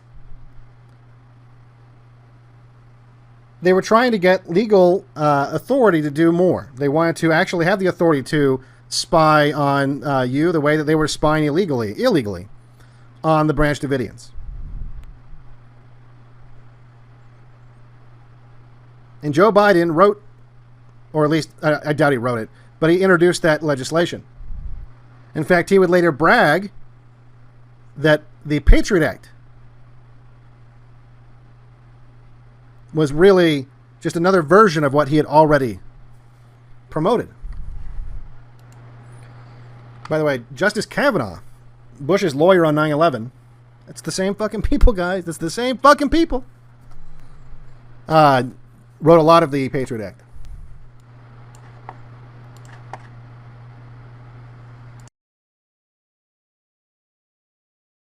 I think it was to be this tragedy to show what kind of a people we have as a government.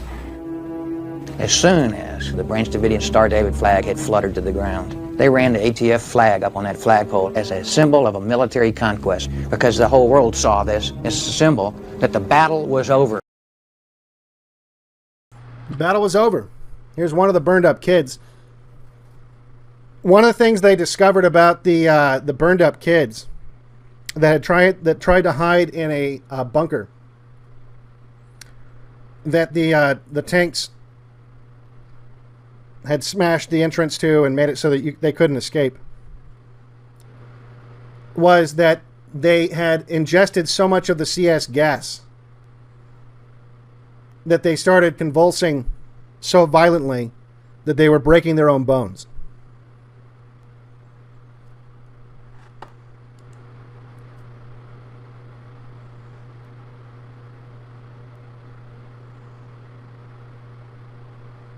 That's why this little boy looks so misshapen. I mean, obviously he got burned up too, but the reason why his body's positioned like that is he convulsed so hard he broke his own fucking bones before dying.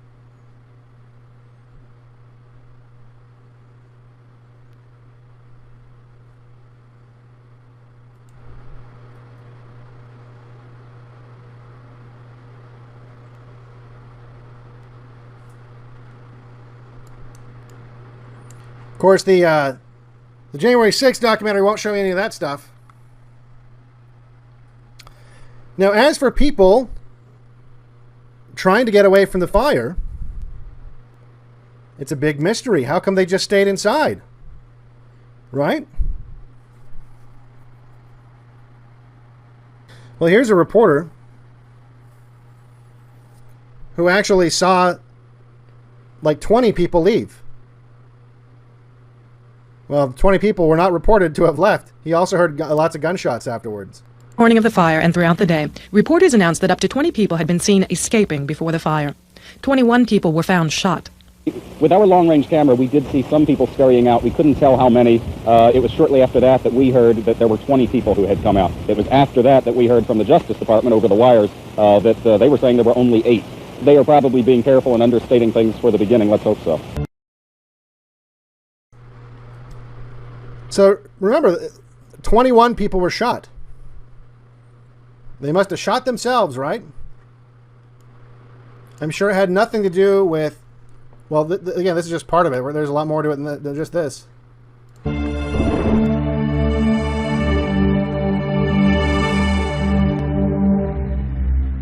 The information that we've always been given was that there was no federal gunfire on the day of April 19th. Well, in reviewing the photographs and the 302s, the statements in them, I would say there are some questions that need to be answered.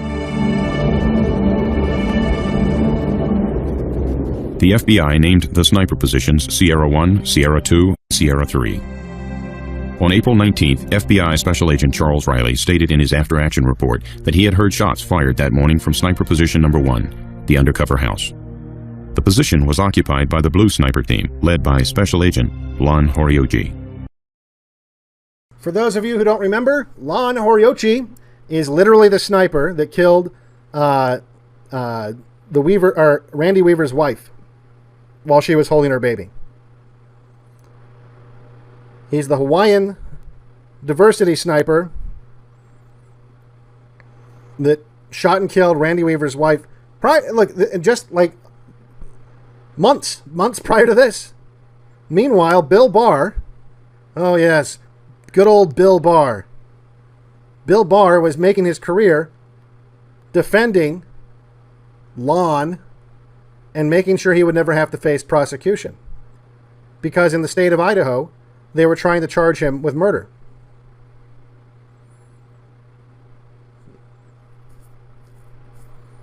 But Bill Barr, like, yeah, it's literally the same fucking people. It's the same fucking people. Over and over and over again. So Bill Barr made sure this guy never had to face any consequences. In the same way, I'm pretty sure Bill Barr made sure Epstein never had to face any consequences.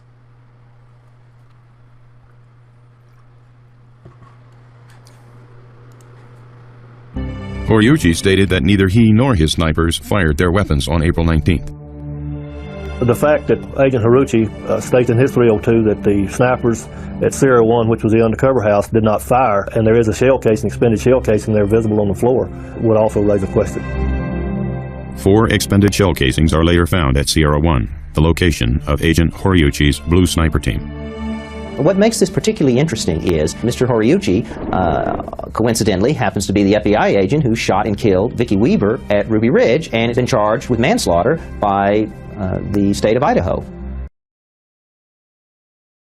And you will never see this guy in public ever again, or he will never have any consequences ever. And here's the thing: if they found 4 shell casings, these are professional snipers that know that are trying, I would think, to at least sort of cover your tracks. So if you've left behind, that's just what you left. That's what you couldn't find. Those are the 4 shell casings you forgot to pick up. That's not the only 4 shots you took.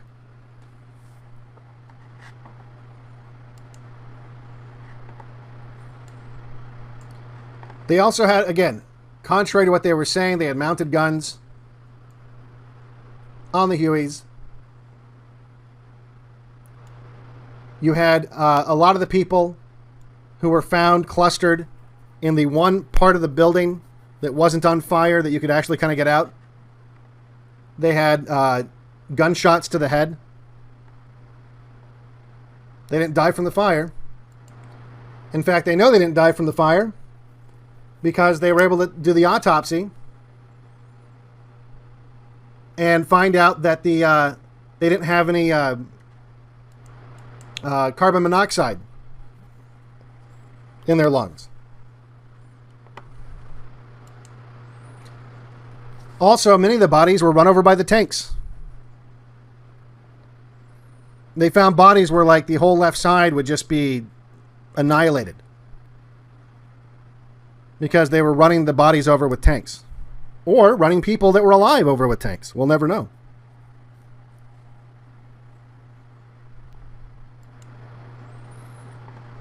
There's FLIR footage.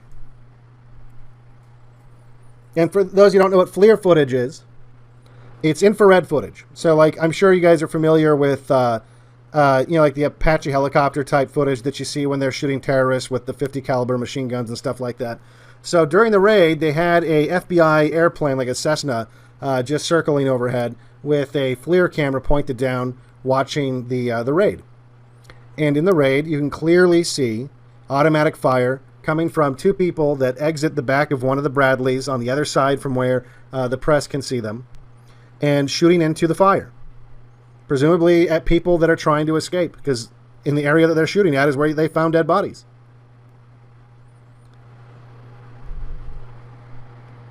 You can also see the Bradleys run over people.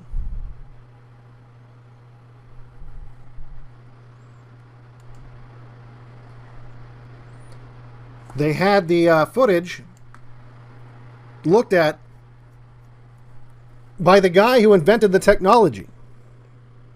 It wasn't just like, oh, let's have some right-wing extremist guy look at this. Like, it wasn't like, let's have this Q-tard interpret this footage. They had the guy who invented the technology look at it.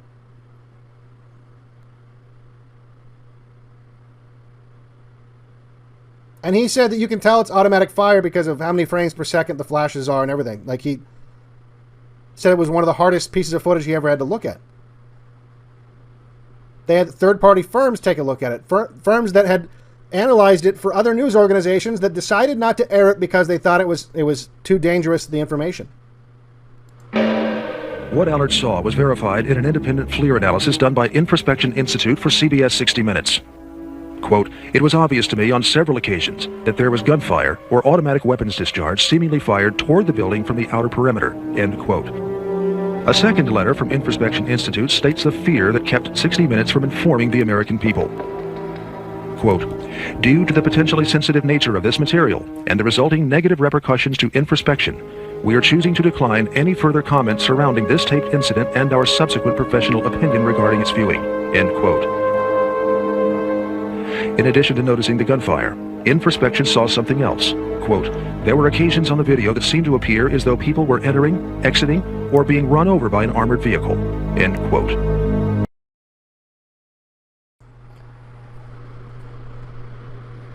In fact, one of the bodies got caught in the tank treads. We're dealing with really shitty cameras from back then, but that's apparently, or at least very possibly, a body that got caught up in the tank treads.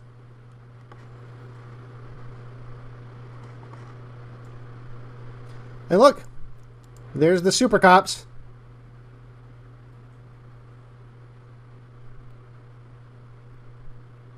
There's your ATF agents.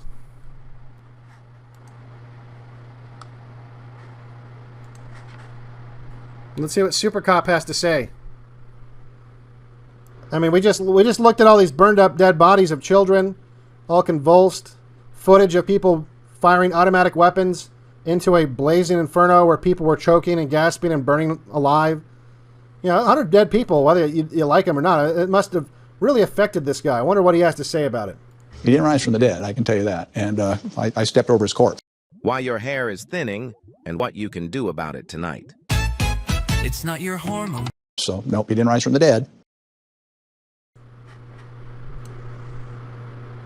Oh, ha ha. I stepped over his corpse. He didn't rise from the dead.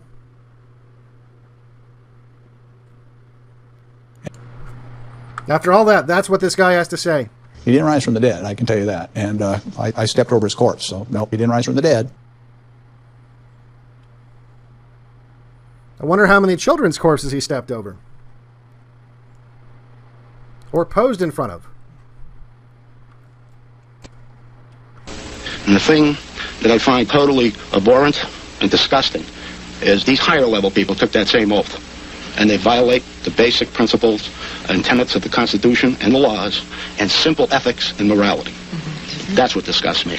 In my career with ATF, the people that I put in jail have more honor than the top administration in this organization. I know it's a sad commentary, but that's my experience with ATF.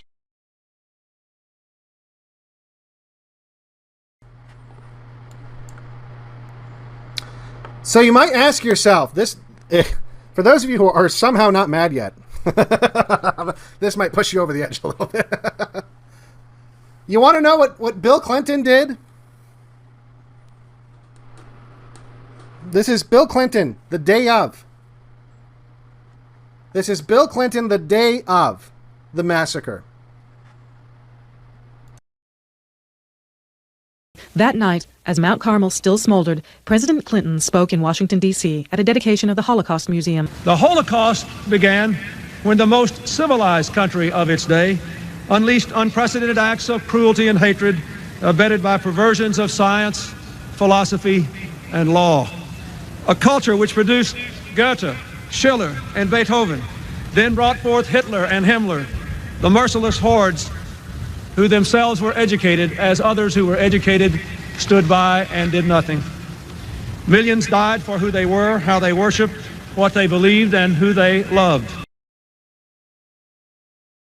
Kind of weird, the wording of that, huh?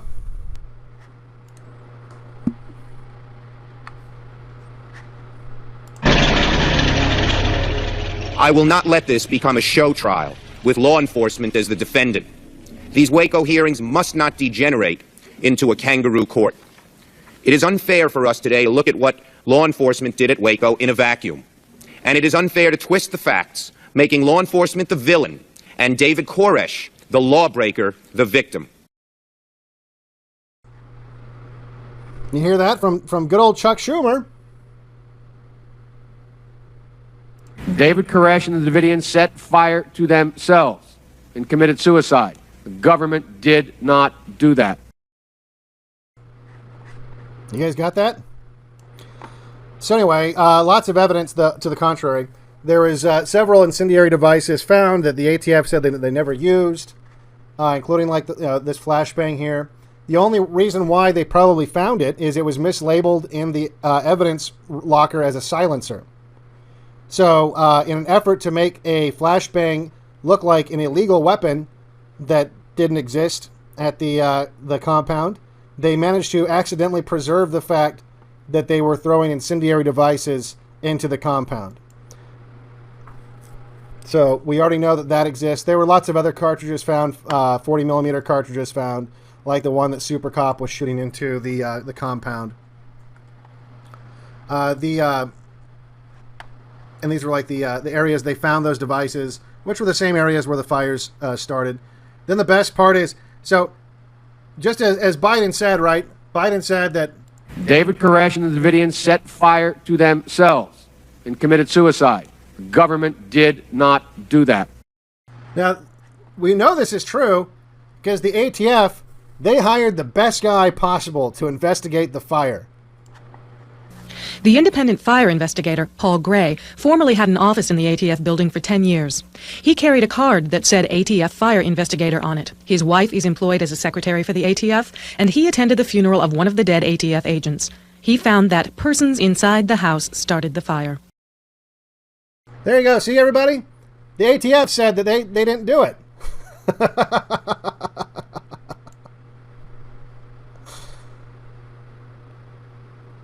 Yeah, it had nothing to do with the CS gas or the incendiary devices.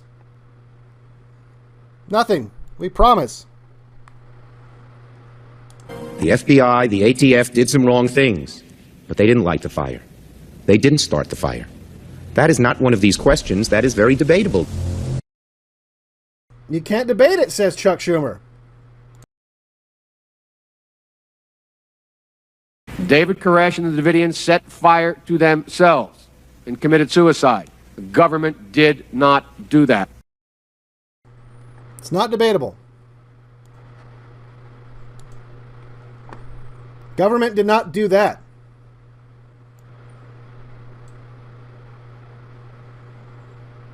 For those of you just listening, that's a charred corpse of someone that the ATF got embarrassed by. Government did not do this.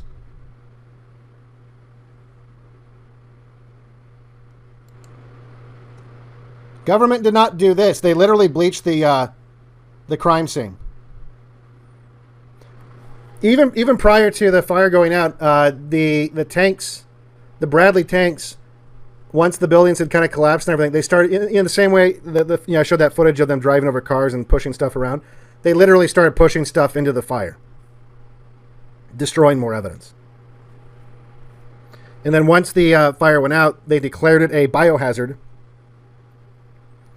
and wouldn't let people in there until they started bleaching everything down.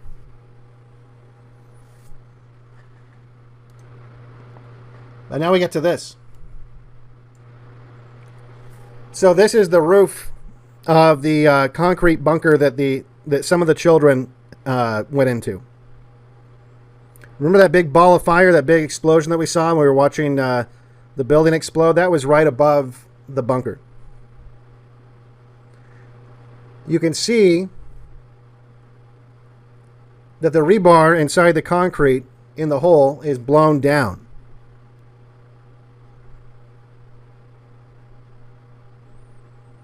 The ATF did not want any survivors. The ATF was well aware that there was a bunker. The ATF was well aware of where it was.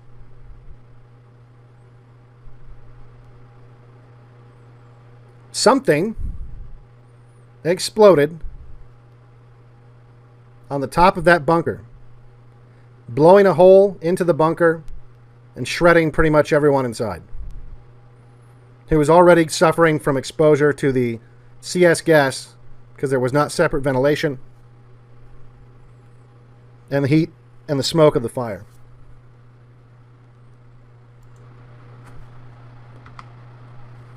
No one was going to survive this. Hand in hand, and as I recall, I testified before Congress about having a name in the White House I could have called to solicit the support of the federal. So this is the Texas Rangers, who have been on the side pretty reliably of the Branch Davidians in this case. And he's talking about the liaison he had at the White House, like who he could talk to in D.C. to have his concerns addressed. You're going to love this. Federal authorities in our objective, and it turned out to be Vince Foster. Mr. Hubble, do you recall a meeting on... So his liaison was Vince Foster.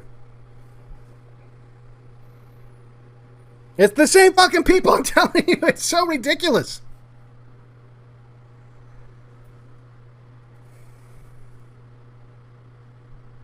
Now, one of the people that, and of course, obviously, a few months later, Vince Foster shot himself in the back of the head and all that fun stuff.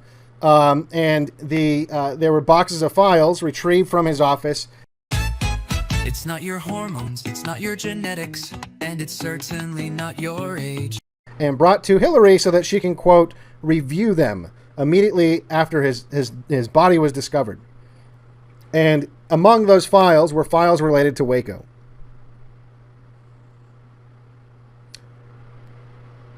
And Chelsea's real dad, that's another rabbit hole for another day, okay? If you might not be ready for that one, I don't know how you couldn't be. It's almost, let me put it this way. It's the kind of thing where it's like Trudeau and Castro kind of a thing, right? So Chelsea's real dad is here getting interviewed about how much the Clintons controlled this operation, which they were trying to wash their hands of. On or about the 14th or 15th of April, that you attended with Vince Foster, with Mr. Nussbaum, and I guess some others, in which was really a turning point. Did you or others at that meeting recommend, or was there any discussion about the use of military force for equipment? There was not any discussion about use of military force. There was discussion of having the military evaluate the FBI's plan. Briefings by General Schumacher and Colonel Boykin of Delta Force gave Attorney General Janet Reno the assurances she needed to okay the FBI assault plan. Presidential counsel Vince Foster was the White House's point man for the Waco affair. 90 days later, Foster commits suicide. So there you go.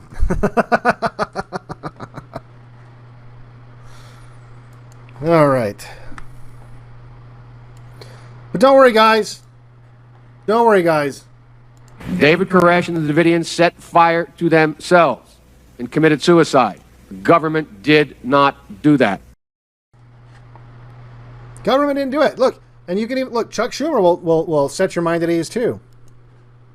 There is, in my judgment, it is absolutely clear that no law was violated. No action was taken that comes close to violating posse comitatus or any other law.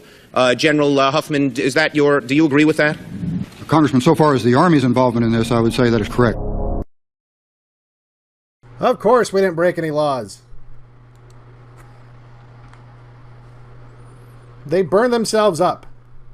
Particular soldier was questioned by a member of the hearing and pressed and pressed. He did not want to reveal even the existence of Delta Force and finally had to admit that they were present.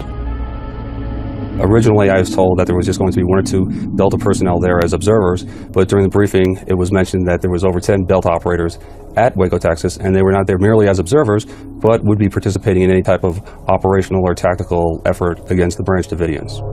My understanding is that in some way, the U.S. military, Delta Force, were advising the hostage rescue team from inside the tanks or inside the Brady fighting vehicles, or were present at the sniper posts to provide support or assistance. And those types of activities, to me, would mean forward deployed. They were not back at a conference room or table giving advice or saying you ought to think about this. They were out there working shoulder to shoulder with the HRT.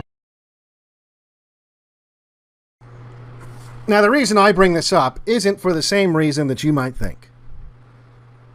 The whole posse comitatus thing, I think, look, you have to be insane to think that the federal government is not using military force against a group of people and their church, and especially when the result is that they murder all of them with tanks.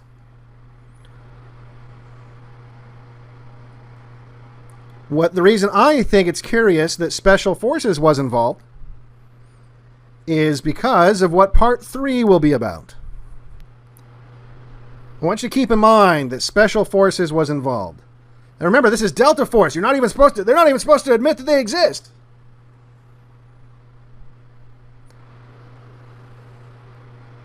They're so secret, you're not even supposed to say that it's a thing.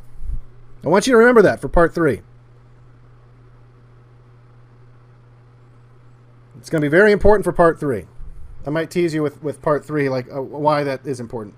But let me see. I forgot what this clip's for. I have some more clips I need to get through here. And we're almost done. We're almost done here.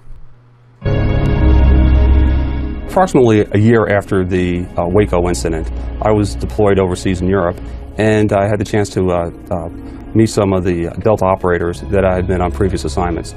They had told me on several different occasions during my meetings with them in Europe that not only were they forwardly deployed at Waco, Texas, but they were actually involved in a gunfight with the Branch Davidians. So they were actively engaging the Branch Davidians.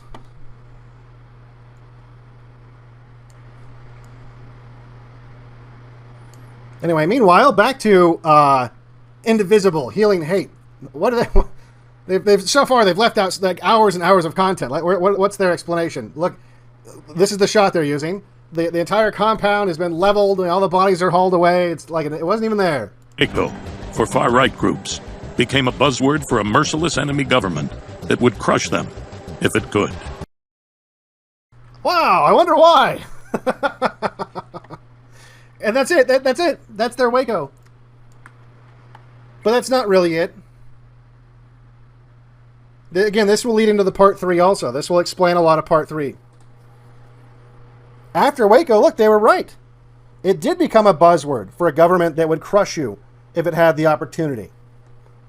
And people on the right, not just Branch Davidians, regular old Christians on the right were watching this and saying, this is fucked up. This could have been us. But this is just an example of what's going to happen to us Christians. We are going to be looked at as a sect of demonic beings or whatever because we believe in the Lord Jesus Christ. And I think that that's why the Lord says be prepared to suffer, because I think we're going to suffer a lot of the same thing that David Koresh and the people that live there at the camp because we profess to be Christians and believe in Jesus Christ. So it's just something that they're going to show the people that if you do profess to be a Christian and you believe in the Lord Jesus Christ, that this is just an example of what's going to happen to those people that profess to be Christians. And that's just a comment that I want to make. The government was taking a serious beating from public outrage after Waco, the Big Lie, was released.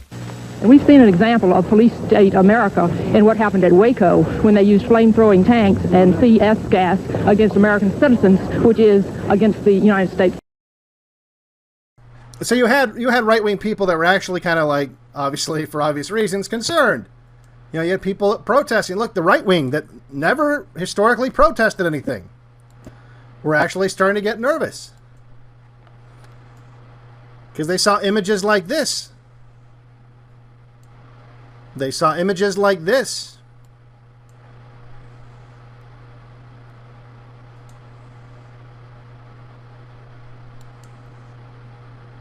Images like this fuck.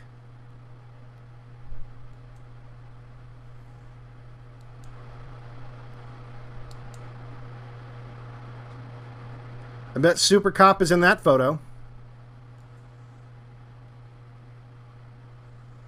Trophy photos.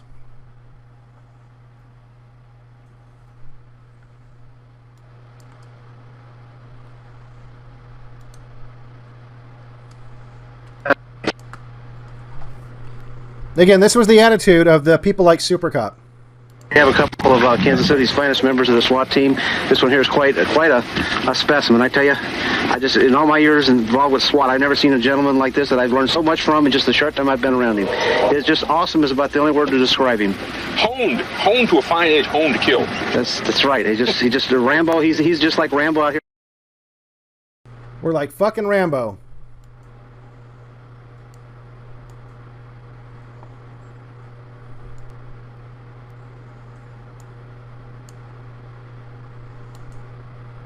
Look at all those Rambos.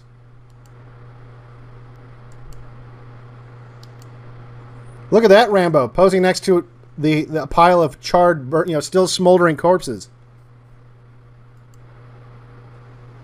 Look at that Rambo hanging out in an Abrams tank.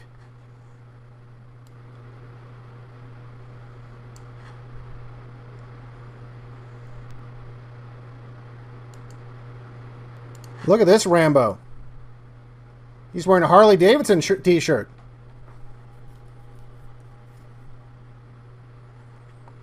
Fucking, that is like full-on boomer.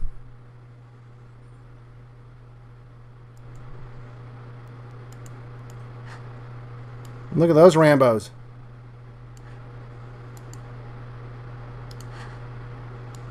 Just driving around in their tanks, shooting anyone that's trying to get out of the fire they just started.